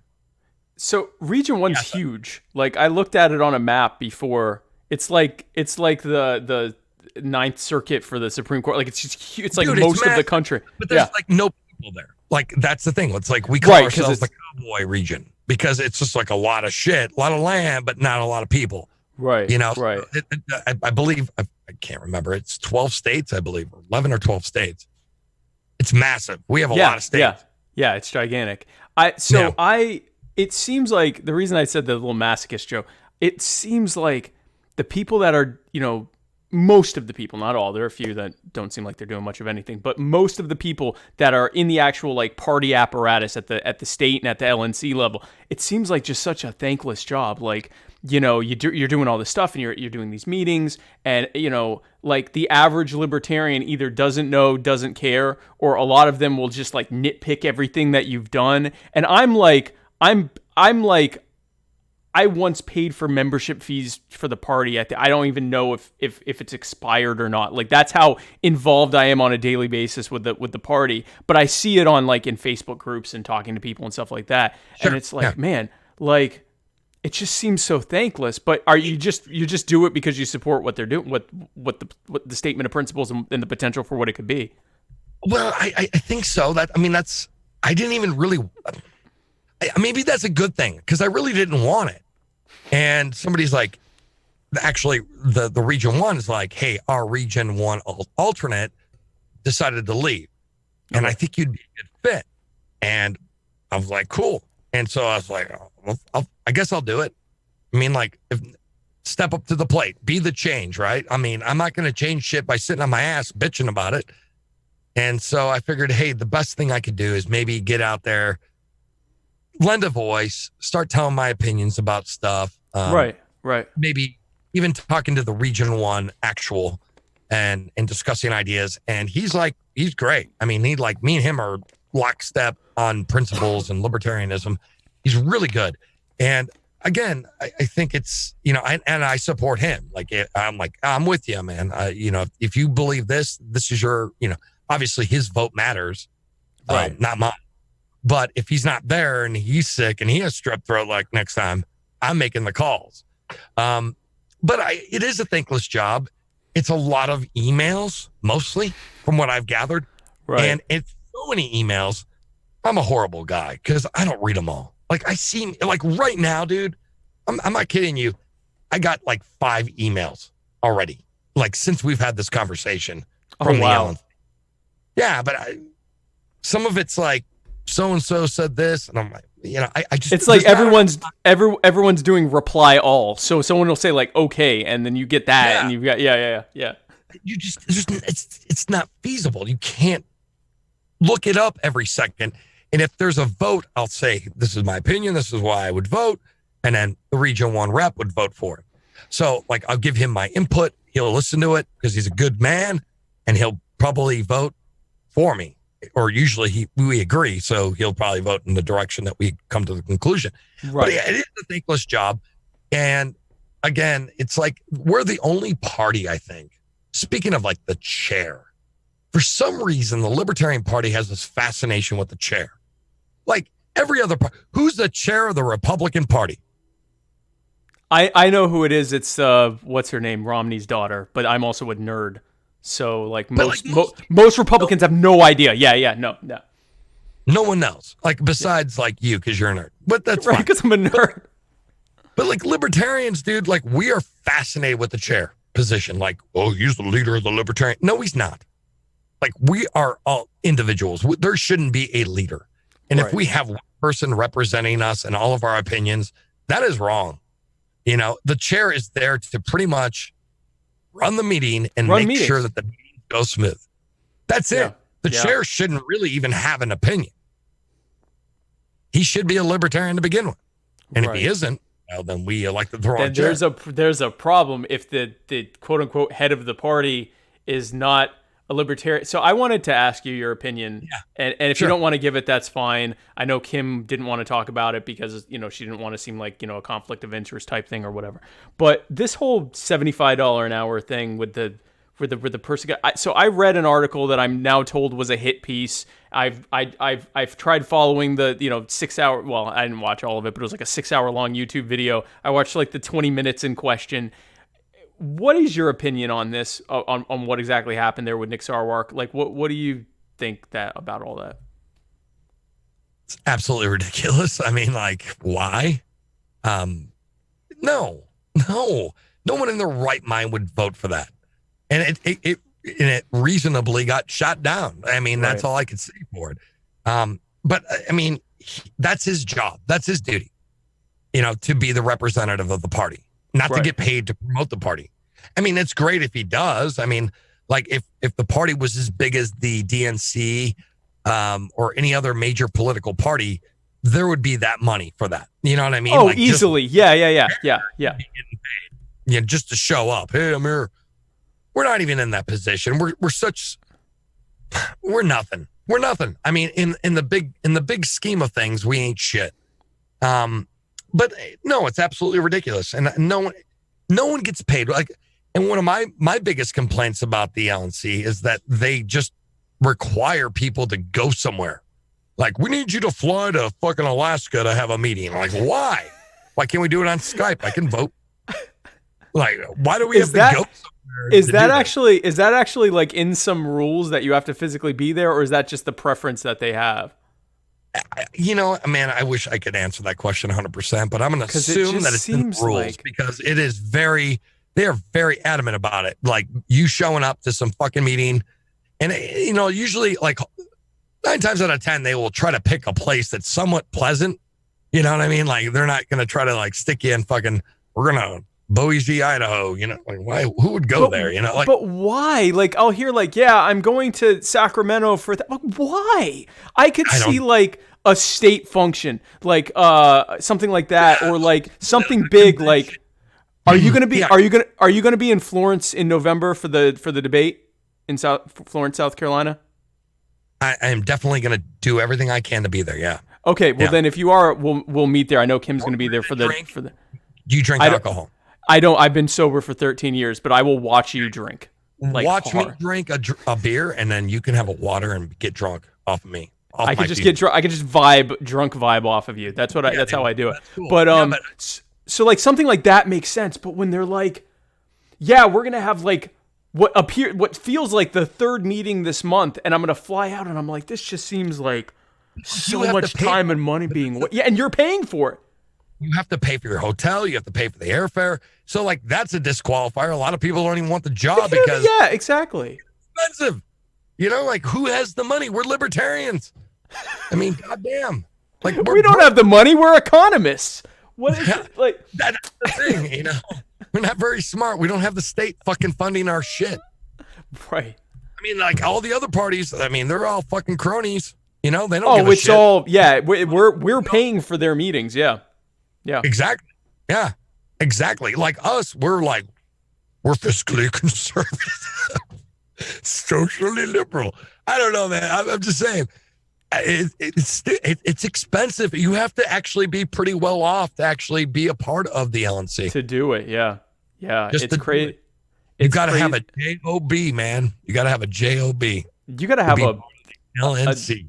You got to pretty much have your own company and have your workers take care of your company while you gallivant off 2 or 3 times a month to these meetings where you sit there and do a bunch of stuff that you could absolutely do by Skype or Hangouts or Zoom or whatever. Like, you could easily do all of that. Dude, I am with you. It's crazy to me. That is the plan. To me, that makes sense. Like, why do I need to travel all the way to over here, spend $400 and then have a hotel room? And of course, what do you do when you have a hotel room? You know, you order pizza and then you go down to the fucking lounge. Right. Maybe not you, but me, I would, but. You're spending hundreds of dollars easily. You're probably hitting $1,000 between airfare and hotels and food, eating out and everything. Like, cause you're not going to the grocery store and buying like a head of lettuce and like some chicken to cook. Like, you're eating out and you're like cutting shit and making fucking stir fry. No one does that. You're eating McDonald's or you're going down to the fucking lounge. You're going to the lounge. You're tired from sitting in a meeting for 12 hours. You just go and get like the most inefficient way to eat. Like, it's just, it's absurd to me. So, yeah, it is. And you have to have a JOB to be on the LNC. That's right. I like that. How often are you called a Nazi and or a communist in a given day? Or is that just something people say to me? I've actually heard I'm alt-right. I've heard that. I don't know where that came from. Probably because of my 2-minute hate speeches, Spike. That does annoy people. Some of them do.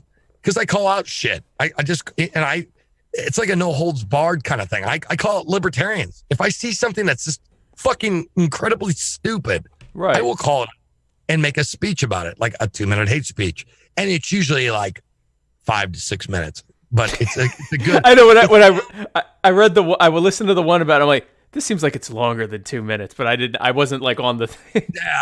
Yeah, they always are. But it sounds cooler though. Like you're like, oh, I just have to, I just got 2 minutes of hate for you. Yeah. Yeah. I could do that. But when it ends up becoming 6 or 7 minutes and you're like, holy fuck, that was like 7 minutes long. But then they enjoy it usually at that point. Right. Usually laughing because I say something that's controversial. And but it needs to be said. I think certain things need to be said. And a lot of people, I usually go after Spike. I really go after left libertarians. And I know that sounds, it's actually awesome. I love it. I love going after the left. And even libertarians who are on the left. I mean, to me, it's like they are like low hanging fruit. At least the left knows, the left is brainwashed. Left libertarians have at least been exposed to our ideas and they reject them. That's why I have no respect for them. They have been exposed to libertarian ideas, but they refuse to. Rent is theft. The government needs to be there to make social equality. Bullshit. Yeah. Bullshit. Yeah. And I go after them all the time. They are my favorite target. But other than that, I love my 2-minute hate speeches, man. I love them. I love doing them. But they just require a lot of work. And you doing this podcast, right? Like you do this podcast. There was probably maybe an hour or so of prep for this podcast. A lot of people don't understand the work that goes on behind the scenes. The editing, oh yeah. Yeah. The art, the show notes, the links, the actual publishing of the show. Like any given show, like we do an hour show every week. That show is actually maybe an hour and a half, actually more like 2 hours because we have an hour regular show. We have a 30-minute after party, and then we have an all-nighter that we do. And then on top of that, editing for our show is usually consists of about 6 to 7 hours per hour. Yeah, because you guys have guys, for those of you who haven't listened to Blast Off with Johnny Rocket, first of all, shame on you. And then second of all, be sure to add that to your list of stuff you listen to after me. But the level of after me, be sure to listen to me and then Johnny Rocket. But when you don't drop me, keep listening to me.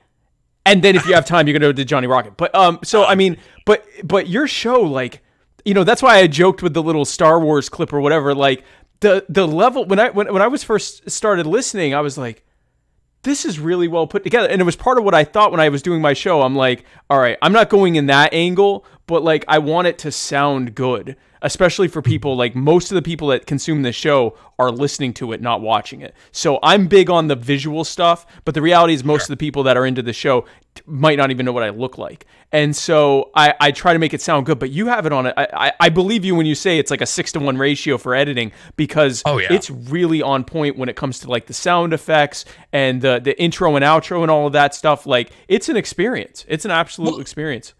Well, thank you. I really appreciate it, Spike. But the thing is, it's about timing. It's like we don't just edit just to edit.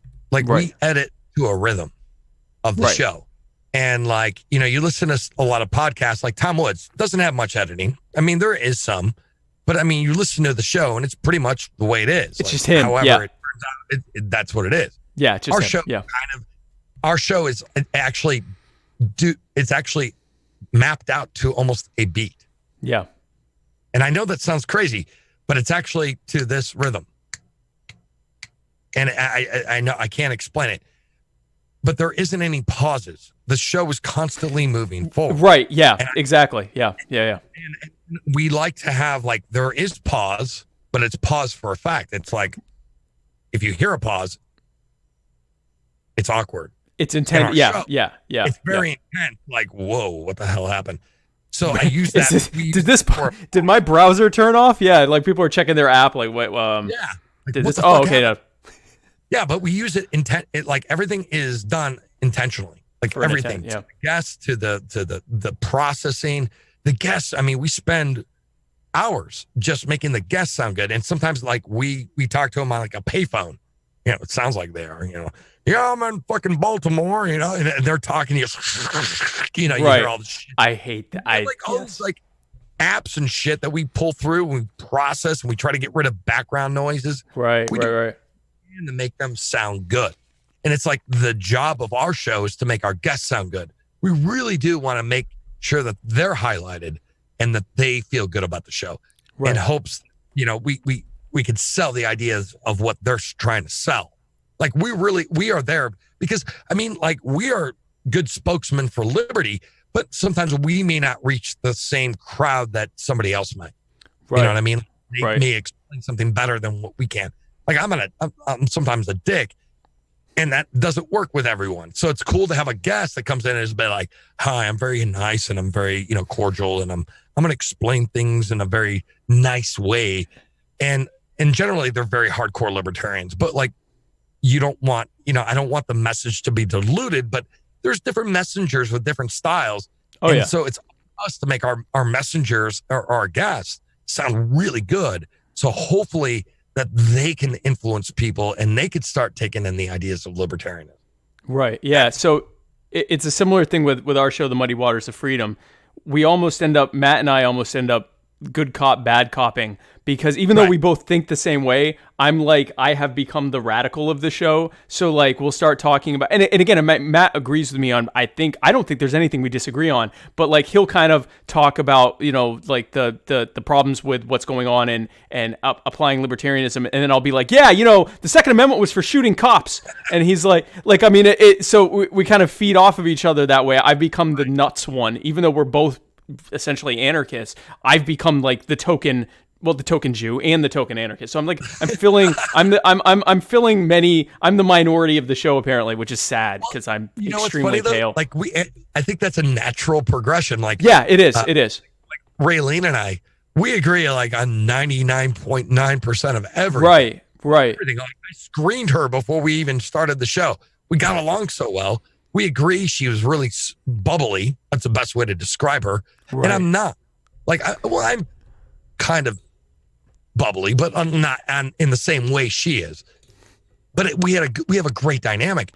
Right. But here's the thing: we disagree on like one thing, and that's vaccine. And we both agree that it should be up to the individual whether or not they should get a vaccine. Right. Like a constant thing that we've been talking about for like goddamn a whole year, like offline usually.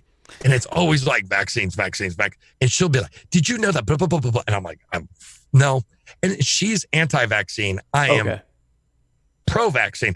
I'm not saying that like I think that people should be forced to get one. I'm just very much. Right.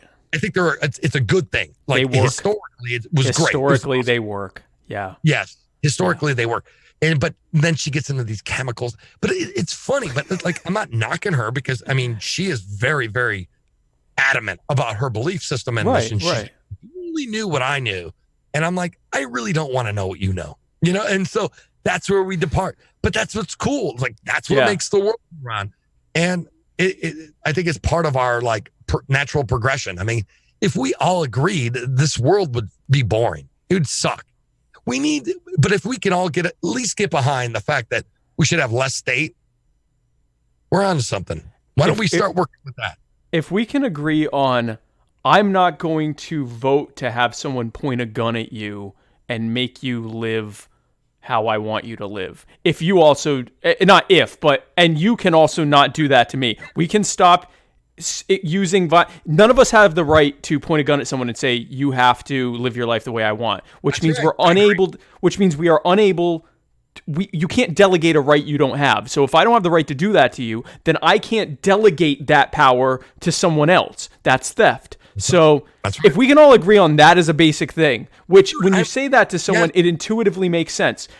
Should I be able to point a gun at you and make you do stuff? No. Should I be able to get together a group of people and we come to your house and say, we're all pointing guns at you and you have to do stuff? No. No, of course. And that's the thing. And I think if we just all agree on that, the rest, we all have preferences. So if you don't exactly. We all have preferences. If you want to get vaccines, don't get them.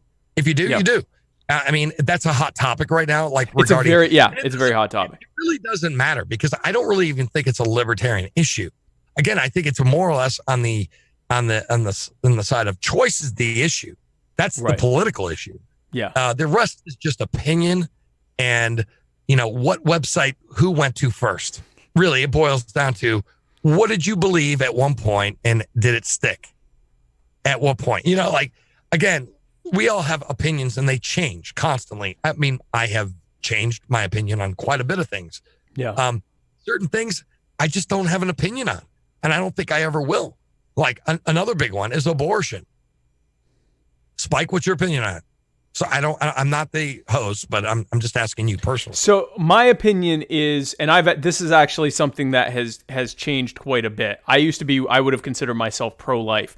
I consider myself pro-life when personhood starts.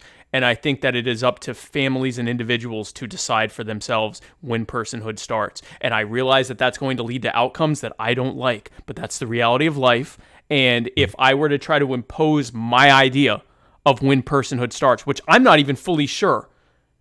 But if I were to sit down with the science and go, it starts at this very moment, and I were to enforce that against anyone, more harm is going to be done by me forcing people into that than by allowing individuals and families to decide that when that starts. I am not in favor of Planned Parenthood being funded by taxpayer dollars. I am not in favor of any of that. If people want to do pro-life rallies out in front of Planned Parenthood, that's fine with me. If they want to, the people to me that I respect the most in the entire debate are the people that stand out in front of abortion clinics, not to slut shame people and say, you're a whore and you're murdering your kid, but people who go, hey, you know what? If you choose to do this, that's your choice. I'd like to present you with the possibility that we can help you. We can set you up with resources, voluntary resources. If you choose maybe to place the child for adoption, we'll help you through that process. Whatever you choose to do, we're here for you. That to me, aggressive. That's beautiful. That's actually very smart. Yeah, I'm with. I fall in the same camp. It's just like, who are we to decide when life begins? I don't know. I'm not a doctor.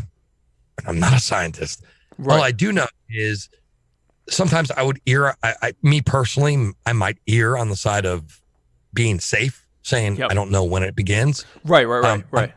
I can't make that decision for them. I do ultimately believe it's their decision. It's their body. I would, I don't know if there's a right or wrong answer, because I think both sides are correct. Like, it just depends on what side you're coming at it from. What we're talking at it. Yeah. Both have a valid point. Yeah. And again, I think it's almost up to it's almost a community standard thing, because maybe if you live in town A that, hates it, and then you go to town B, it's like, fucking do whatever you want. But the only problem I have with it, if you do make it completely illegal, is that you create a black market. And exactly. Again, and that's, you do more harm than good. People who don't want to be pregnant are going to not be pregnant. That's is right. it going to happen in necessary measures to ensure that? Are they going to? Is it going to be because they give birth and then just leave it in a dumpster? Like, I mean, these are serious consequences of what we're talking about. I believe life. Go ahead. No, I think it's a tough thing, but again, I think both sides are correct. Yeah. I mean, it depends on what side you're arguing for, because if you're fighting for life, right? Yeah. They have a justifiable argument that they believe in their heart and mind that life begins at conception. Conception. Yeah. Yeah. Right. And there's nothing wrong with that. Like, that is a valid argument. Yeah. Like, it is. I mean, you can't deny that. Maybe it does. That's what they believe. I'm a natural rights libertarian. I believe that we have natural rights. Right. Doesn't mean I'm right, but that's what I believe. Right. And the people who believe it's the woman's choice, that's her body, they're also correct. So I don't think there will ever be an answer to this problem. And again, we should just get the state out of it. The state should have nothing to do with this. Yeah. Yeah. Let people handle on a family or an individual level. And for the individuals to make that decision, and whatever decision they make, they have to live with it. Yeah. And that's the thing. Science tells us that life actually begins at conception. It is a life. It has its own DNA. That's not in dispute. Where the argument comes is, when is it an actual person that has its own rights? And that it has its own feelings and has a heartbeat and it has feelings. can feel pain. Yeah. It has sentience and all of that stuff. And it's similar to the age of consent debate. There is no consensus on this. There is no right answer on that. But yet everyone wants to argue really heavily about it, something that no one agrees on. No one can come to a consensus on when personhood begins. So why would we not? You know what, Spike? I always make this point. And a lot of people just always think we're going to go in the opposite, the horrible direction. A lot of people are like, well, most people, back in the medieval times, people had sex at 12, blah, blah, blah, blah. Right. I'm going to say, let's go in the opposite direction. Let's just say we left it up to local communities, right? Who's to say that most people know that, like, once you're probably around 25 is when you actually kind of have your brain fully developed. Right? Which is true. Which is fucking true. I mean, I've met some 18-year-olds and they're fucking stupid. Have no business making big decisions. Yes, exactly. No. Leave that shit alone. What I'm saying is, what if communities went in the completely opposite direction and said, 25, baby, in this fucking town. In this town.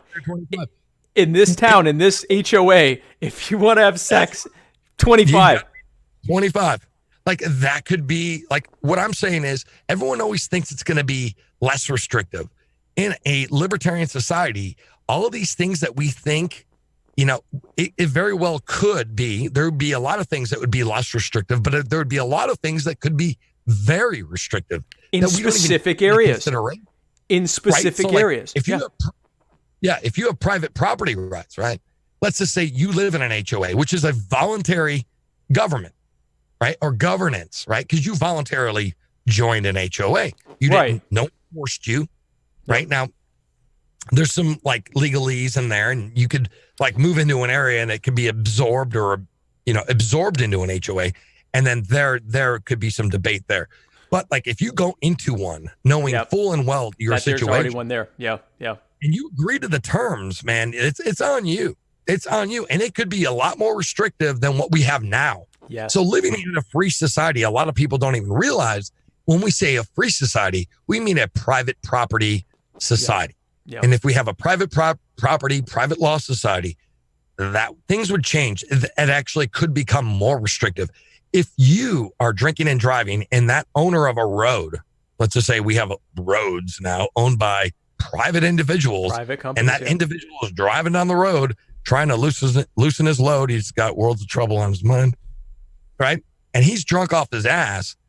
Instead of like going to jail, you may not be able to drive on that road anymore. Let's just say the only road that goes to your job, you would lose your job. And it could be more, you may not go to jail, but you could live in a harsher environment, or you have to, get a cab or a taxi to get to your job. Yeah. Now all of a sudden you have more financial struggles because of bad decisions on your end. So it could be more restrictive. And that's what I'm trying to say is a lot of people just think, you guys want anarchy. Actually, no, I think in a lot of ways, I think for our society or culture or a free society to work, it would actually be more restrictive, and it might be even more conservative in some regards. Like, you may not go to jail for doing shit, but you may not get a job. There would be other things that could hinder your success in life. There is real life consequences for antisocial behavior. And free means we are free to associate freely. It doesn't mean everyone can just run around and have no consequence to their act. It's not freedom from consequences. There may be enough of a demand for an area where everyone can just get drunk and high on the roads and drive around and smash into each other, that the people that want to do that move there. And the people in those areas who are like, yeah, no, I want to be able to make it home without being hit by 5 cars because everyone's high, they move somewhere else. People will be able to, you'll have all of these different little mini laboratories. Federalism taken to the individual scale of let people make their individual choices and then see the consequences of how it plays out, with everyone in free association, where if they go, oh, you know what, this didn't work, let's not do this anymore, there aren't laws in place forcing us to have to remain that way. And that's... Yeah, dude, 100%. And you're nailing it, man. I mean, you're right. And that's the thing. A lot of people just don't understand that it very well could be more, it could be more restrictive. And in many ways. A lot of people just, I think, realize like, we're not libertines, we're libertarians. And there could be a community of libertines. Oh, absolutely. Yeah.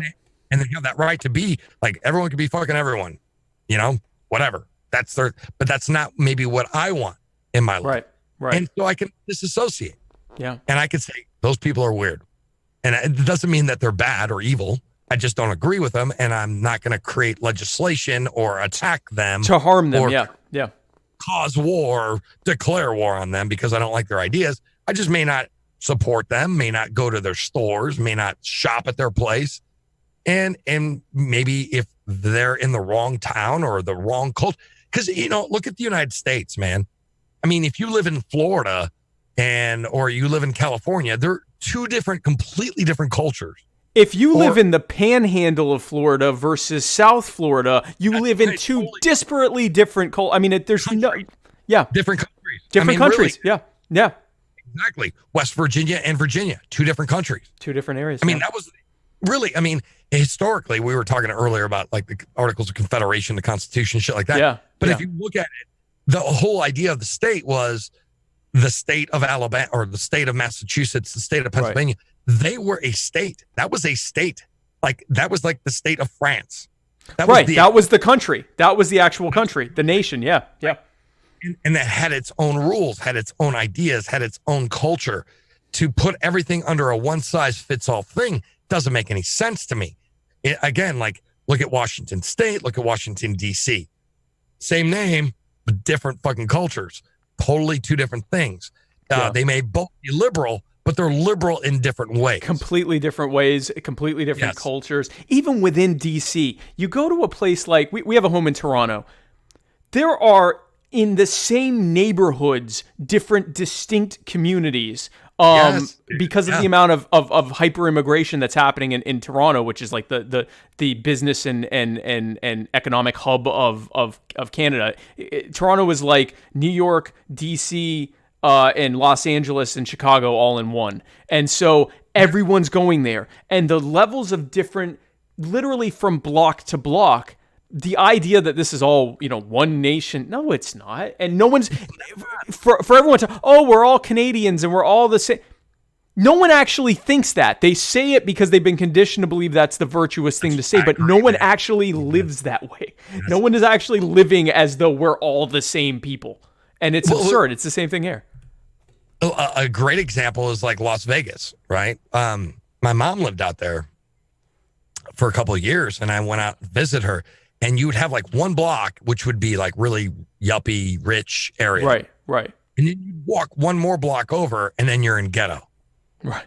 And then you'd walk another block down the road, and then you're in rich, beautiful homes. Right. Another block, and you're back in the ghetto again. It didn't make any sense. Yeah. I don't think it was constructed or centrally planned that way. No, it just naturally occurred. Ghetto goes here and here and here. Yeah. Yeah, we need the poor people here on this block, and we need the rich people. No, it didn't work out that way. It just kind of naturally progressed. It's like a path. It's like a path in a mountain, right? Like nobody said, you know what we should do is we need a road that goes exactly through this area. No, paths were created because of the path of least resistance. That's paths where people win. On a ground area that's easy to navigate or circumnavigate. Right. Like that's the reason why people go that way, because it's the easiest route. It's human nature to take the path of least resistance. Right. Yeah. So no, I absolutely. find it fascinating, like human nature and how that like kind of relates. And you could like tie all this back in economics, like that's the beauty behind it. And it sounds like complicated, but it really isn't. If you just kind of understand human nature, that's what economics is. Really, it's a study of human action, human nature. Yeah, and what we do, like with all things being equal, this is what would happen. Right, and it's really a beautiful science or social science. It is a social science. Economics is the intersection of human nature and math. And that's really what it is. Like it sort of. I wouldn't agree. If you're an Austrian, you wouldn't say that necessarily. Okay. Because Austrians don't necessarily believe in like mathematics and charts. Like you would look at like maybe Chicago school would use that, but Austrians, like Miesian Austrian economists would not. They would just use deductive reasoning. They wouldn't even use charts and graphs. Right. 9. And what I mean is that the math part is that we are applying our nature and our subjective value and using currency. So not necessarily the chart part of it, but that we're taking, this means X to me. I'm going to use this amount of this, currency or my labor or whatever. So the math part is more the metrics of how we end up measuring what things are worth. So, I mean, yeah, no, it's definitely a social science though. Yeah. And speaking of social sciences, of course, you and I are both going, this is a terrible segue. You and I are both going to be models for the Libertarian Dad Bod Calendar. And it's very social I don't know science. how Shane fucking suckered me into this one, but yeah, I'm doing it. I told them when they came to me, I said, listen, I'm not a member of the Libertarian Party and I'm not a dad, but the world needs this body. And so it is what it is. And so I'm going to be Mr. April. My theme is going to be April showers. I don't know if we're going to have themes, but that's my theme. Are you gonna pee on something? I mean, is that what? No, so maybe I should change it because that's what people were going to think. I'm doing a swim. I'm going to put on swim trunks and go out to the beach.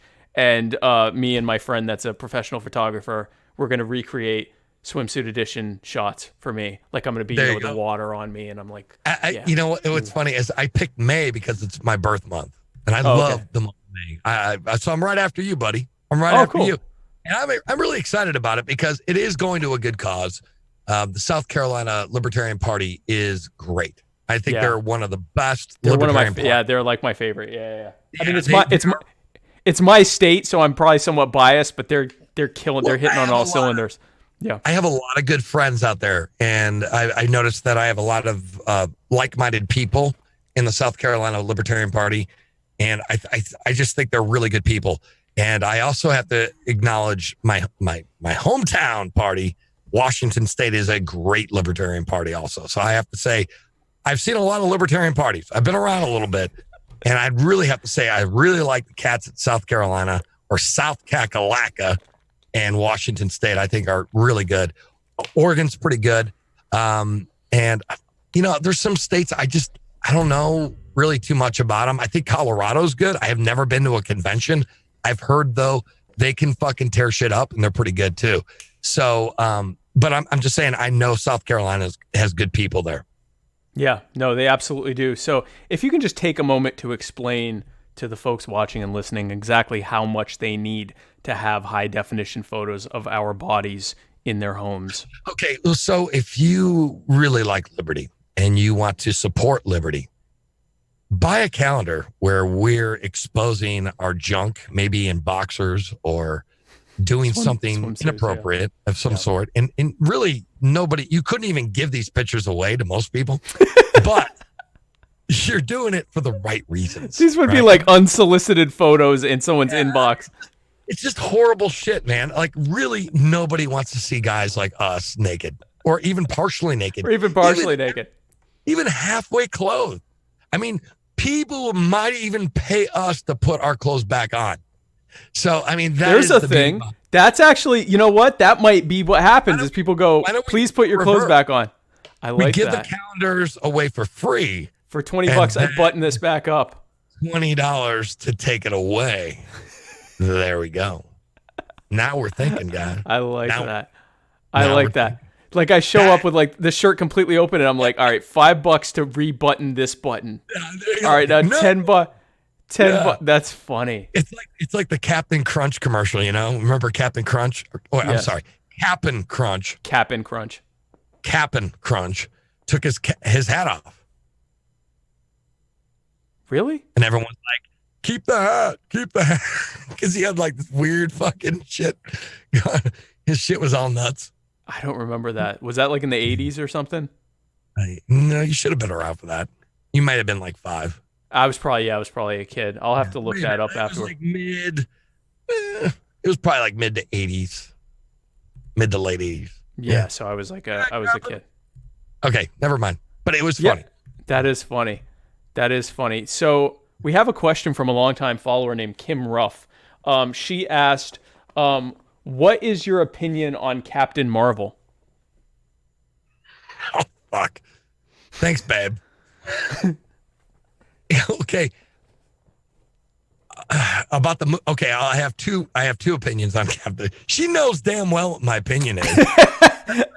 Hilarious, because now she's gonna make me sound like a dick. My opinion on Captain Marvel, I think it's forced. I think the movie Captain Marvel in the MCU was an absolutely forced movie. It didn't need to be there. I think the hero lacks substance. Even the comic book character wasn't even that good. Not because, they're just, to me, it's the Marvel Cinematic Universe, which I absolutely adore and love, Right. are trying to force an agenda. And I have no problems with all these characters that have been around forever. But the only problem, I never had a problem with the character in the comic books because she was a female. She was Miss Marvel before that. And I liked the character. She was cool. Carol Danvers was really cool. It just seemed the character that the way they portrayed her, it was just like, we need a woman superhero and blah, blah, blah, blah. And it was just like, you didn't need to do that. You didn't need to pull the movie off the way that they did. I really enjoyed like I love female superheroes. I love, nobody bitches about Black Widow. She is badass. I am looking forward to seeing her movie. Why? Because she's a good character. She wasn't created to have a female presence in the Marvel Cinematic Universe. No, she's just been there and she's great. The actress who plays her wonderfully. I like the dynamics of the character. I have no problem with that character. I have a problem with Captain Marvel because I think it was a movie that they felt that they can push an agenda, a social agenda, and a lot of the things in that movie would just made me cringe. It absolutely made me cringe. I'm like, really? God damn it. Really? You had to fuck up this movie just to push a social agenda. So that's my opinion on that movie. Okay, Kim. So Kim, now you know. If you didn't know before, she knows. Like I said this, like we watched the movie and we got in the car. She's like, I really liked it. I thought it was good. It was entertaining. I'm like, She's like, what's wrong? You didn't like that scene, did you? I'm like, no, I didn't. I knew you didn't like that scene. I'm like, yeah, I made a fucking noise like really loud in the movie theater. Everyone heard me. Really? Like I was just, So it's very frustrating. Yeah, but yeah, fuck that goddamn movie. No, I didn't like the movie. And again, like Avengers Endgame, I love that fucking movie. I thought it was great. A lot of people are like, it's boring. But there was that one scene. Did you see Avengers Endgame? I haven't seen it yet, but I've had it explained to me that she kind of comes in as like this Deus Ex Machina character where it's like, everything's saved now because Mary Sue is here and everything's going to be fixed. And it was like. No, but there was this one shot, man. It was just like the whole movie was great, but then they had to put this one shot in and it didn't make any sense. It was just like forced. There was a scene where everyone's scattered on a battlefield. Right. And then all of a sudden Captain Marvel comes out, right? And then every female character was like shown back to back. Like, and they were scattered 5 seconds ago and different. No, they're all together. But now all of a sudden, miraculously, they're all together in one spot. And we're going to do a highlight montage of all the women and the girl power that they put. It's like, I don't have a problem with strong female characters. Right, but what was the point of that? Yeah. But why, guys? You just fucked up a cool scene just to push some fucking narrative down our throats. Sorry, I'm going to say it. You pushed a fucking narrative down our throats. It'd be like if all of a sudden every racial minority just happened to be. Yeah, go ahead.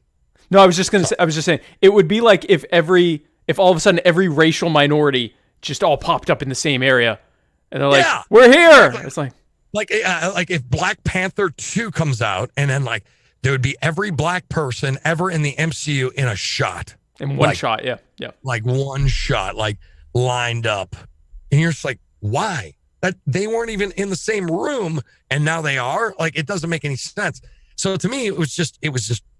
Again, it's forced. It's just they think that they have to please people of all ethnicities and race or ethnicities and sexes and all this stuff and lifestyles. They have to have gay characters. Just write a goddamn good story. I don't give a shit if the character's gay, black, Chinese. It doesn't matter. Just write a good story. Just write a good story. You can have gay, black, and Chinese people. You can have a gay, black, Chinese person, but make it an organic thing. Don't make this forced, like, I'm gay, black, Chinese guy. Yes. Oh. But that's the thing. And like what they, like the MCU is what they're doing right now. Is it does irritate people because I'm a longtime advocate and reader of Marvel comics. And I'm all for change. I'm not like anti-change, but like I grew up knowing certain characters as a certain way. Like if Black Panther, if Marvel decided one day that we're going to make Black Panther a white guy, what would happen? Right. I'm just throwing it out there for you. What would happen? People would be pissed, saying that they're racist. How dare they change shit? Why would they be mad? Because there's a change that goes against what, like I would be mad because Black Panther in the comic books, ever since the beginning of the character, he's been a black guy and he was the king of Wakanda and he's a right. badass. It would make no sense. Right. It makes no sense. Like I love the character. One of my favorite characters, actually, Kim knows all about this, is Luke Cage. I love Luke Cage and I love Iron Fist. One of my favorite characters. And I've actually been reading like all of the 1970s comics of Luke Cage. I love the character. I love Luke Cage. He's cool as fuck. One of my heroes. But if they made him white, I would be upset.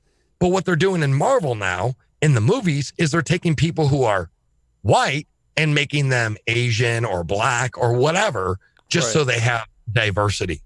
To me, it's like, no, the character that we grew up on and knew was this ethnicity and had this kind of personality or whatever. That's fucked up. Don't change shit just to appeal to, social pressures. More. Right. I mean, try to. You're taking away. Create a good character. It doesn't matter if they're white, black, or whatever. If they're a good character, they're going to stand on their own merit. Right. Exactly. We actually got a comment from TubeFire who said, I don't know if this is true or not. They said Captain Marvel started off as a black woman, but she got whitewashed. It's so racist. I don't know if that's true. Captain Marvel, the original Captain Marvel was a character in the comic books. Right. He was a white guy. Oh, okay. Monica Rambeau was a black Captain Marvel. Completely different scenario.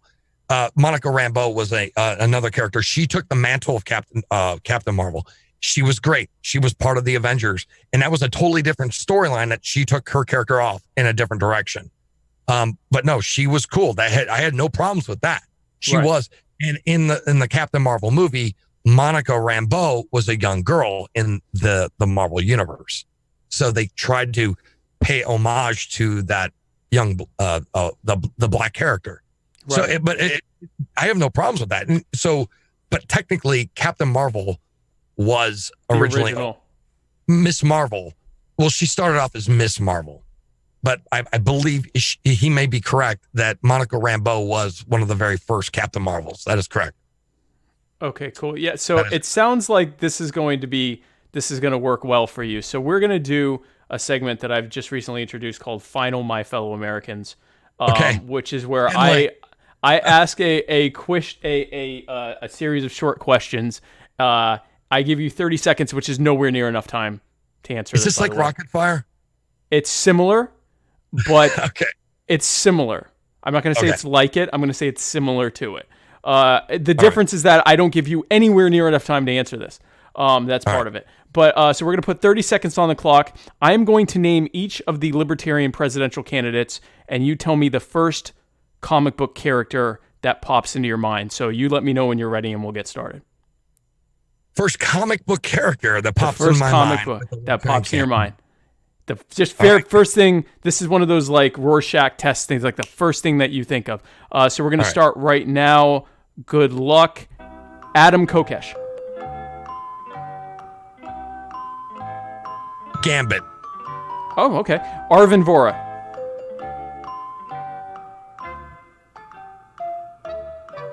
Professor X. Oh. Ben leader. Venom.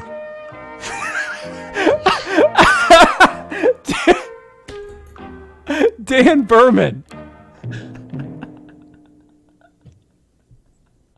Spider-Man. John McAfee. Dr. Octopus. I like that. I really like. These are amazing. These are great. Vermin Supreme. The Joker. These are I love all the Kim Ruff. Final one. Kim Ruff. Phoenix. Yes. Literally lives in Arizona and everything. Yep. That is the most successful final My Fellow Americans in the history of this program. There you go. The second best one was actually the second best one. I probably need to say that your wife did very well because she I named all of the Libertarian presidential candidates and she had to name a Simpsons character. She said that they were all comic book guy. That was a good answer. Remzo Martinez, I gave him 30 seconds to give the libertarian argument for voting for Donald Trump, and he gave this crazy stream of consciousness about that made no sense. At the end, he was literally just throwing out multi-syllable words, like anti-disestablishmentarianism. Like it was good. You are now the winner of my fellow of final my fellow. That was Venom. This is the first thing that popped in my head. I have no idea. No, that was all of those were, and of course Kim was perfect. She's literally in. Are you guys in Phoenix? You're in Arizona. We are right outside of Phoenix. I mean, we're not like we could throw a couple stones and maybe hit the border. Right. We're in the same county. We're not very far at all. And she's got the red hair. She's literally Phoenix. She is Phoenix. She is my Jean Grey. I love it. Those were all great answers. So, Johnny, I've had an absolute blast having you on. I'm so happy that you came on. I can't wait to tell you my Jew drug story when we go off the air. But so I just want to give you a chance before I let you go. Any final thoughts that you want to give? Anything that you thought we didn't get a chance to talk about? Any upcoming stuff that you want to plug? Any events you want to plug? Anything about your show you want to plug? Anything you want to talk about? You have as much time as you want. Johnny Rocket, the floor is yours. No, I again, thank you, Spike. I really appreciate you having me on the show, man. If anything, guys, if you want to check out some really great podcasts, I recommend that you do check out besides this show. Beautiful After show. After this show. Go check out the launchpadmedia.com. We have some great shows out there. We have The Last Nighters. We have Postcards from Somalia. We have Sounds Like Liberty. We have Actual Anarchy, Educated Anarchy. We have Drunken Disorderly and Blast Off with Johnny Rocket, and even Nice Guys Finish Free with Alex Merced. So we have some great shows. We got some great writers. Please check them out. They're great shows. They're really fun. I wouldn't have had them on if they are not great. Yeah. And what else? I guess, and if you do like our show, and if you do listen to it, check us out at supportblastoff.com. Again, that's supportblastoff.com. And I just had a great time, Spike. And thank you so much for, having me on. And again, I'm going to plug my wife. Go to ruffphillips2020.com. ruffphillips2020.com. And she is absolutely amazing. She's well-spoken, well-versed, knows her shit, principled. And she's, I honestly, I want to say that she's the most pragmatic radical I've ever met. Yeah. And I don't even know if those things can even be put together, but somehow she pulls it off, and it's principled all together at the same time. Yeah, no, she's absolutely incredible. I'm gonna plug my wife after this. So guys, thank you again. Hey, you know what I'm talking about. So guys, thanks again for tuning into My Fellow Americans. Be sure to tune in tomorrow. Oh no, don't tune in tomorrow because Matt Wright is still in Ohio. So there will be no episode of the Writer's Block tomorrow. But do be sure to tune in Friday for the Shabbat episode of Mr. America, The Bearded Truth with Jason Lyon. Then have a great weekend. Maybe over the weekend you can listen to some of the Launchpad Media stuff. But then come right back here on Monday because we have a brand new episode of Mr. America, The Bearded Truth with Jason Lyon. And then be sure to tune in on Tuesday for the Muddy Waters of Freedom, where Matt Wright returns with me as we parse through the news of the week with the joy of a sweet summer boy. And then tune in next Wednesday where I will have do I have a guest? I see you frolicking in a field, my friend. Yes, that's actually the theme. Even though April's not in summer, that is going to be do for the goddamn calendar. You should put on some little fucking shorts and be frolicking in a field somewhere. Just picture like water. That's a better idea than you with your April bullshit, April showers. Well, it's in April with like flowers and shit running through it. And just frolic with like a basket, with like a little basket and like throwing the flower. Yes, and we're like the little, like, the sweet summer boy. Yeah. And then tune in next week for My Fellow Americans right here on Wednesday night. I have a guest. I don't remember who my guest is. You're not going to believe who it is either. So be sure to tune in Wednesday for my surprise guest that no one knows at the moment. But guys, thanks again for tuning in so much, and God bless you.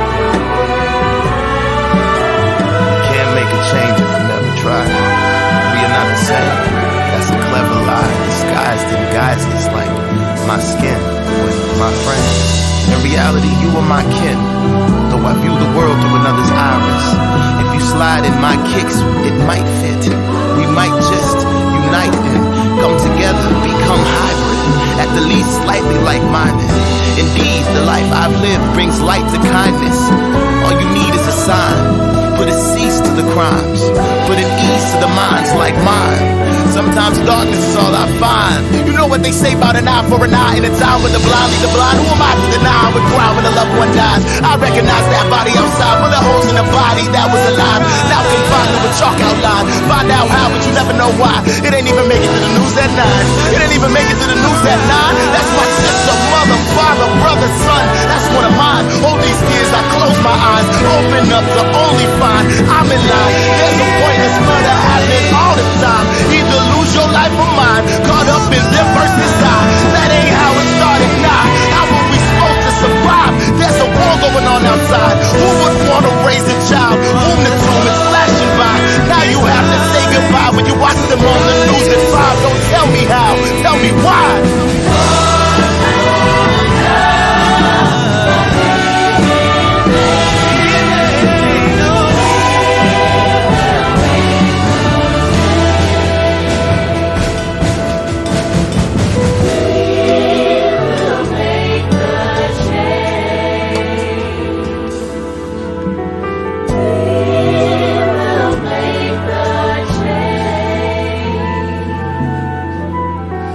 We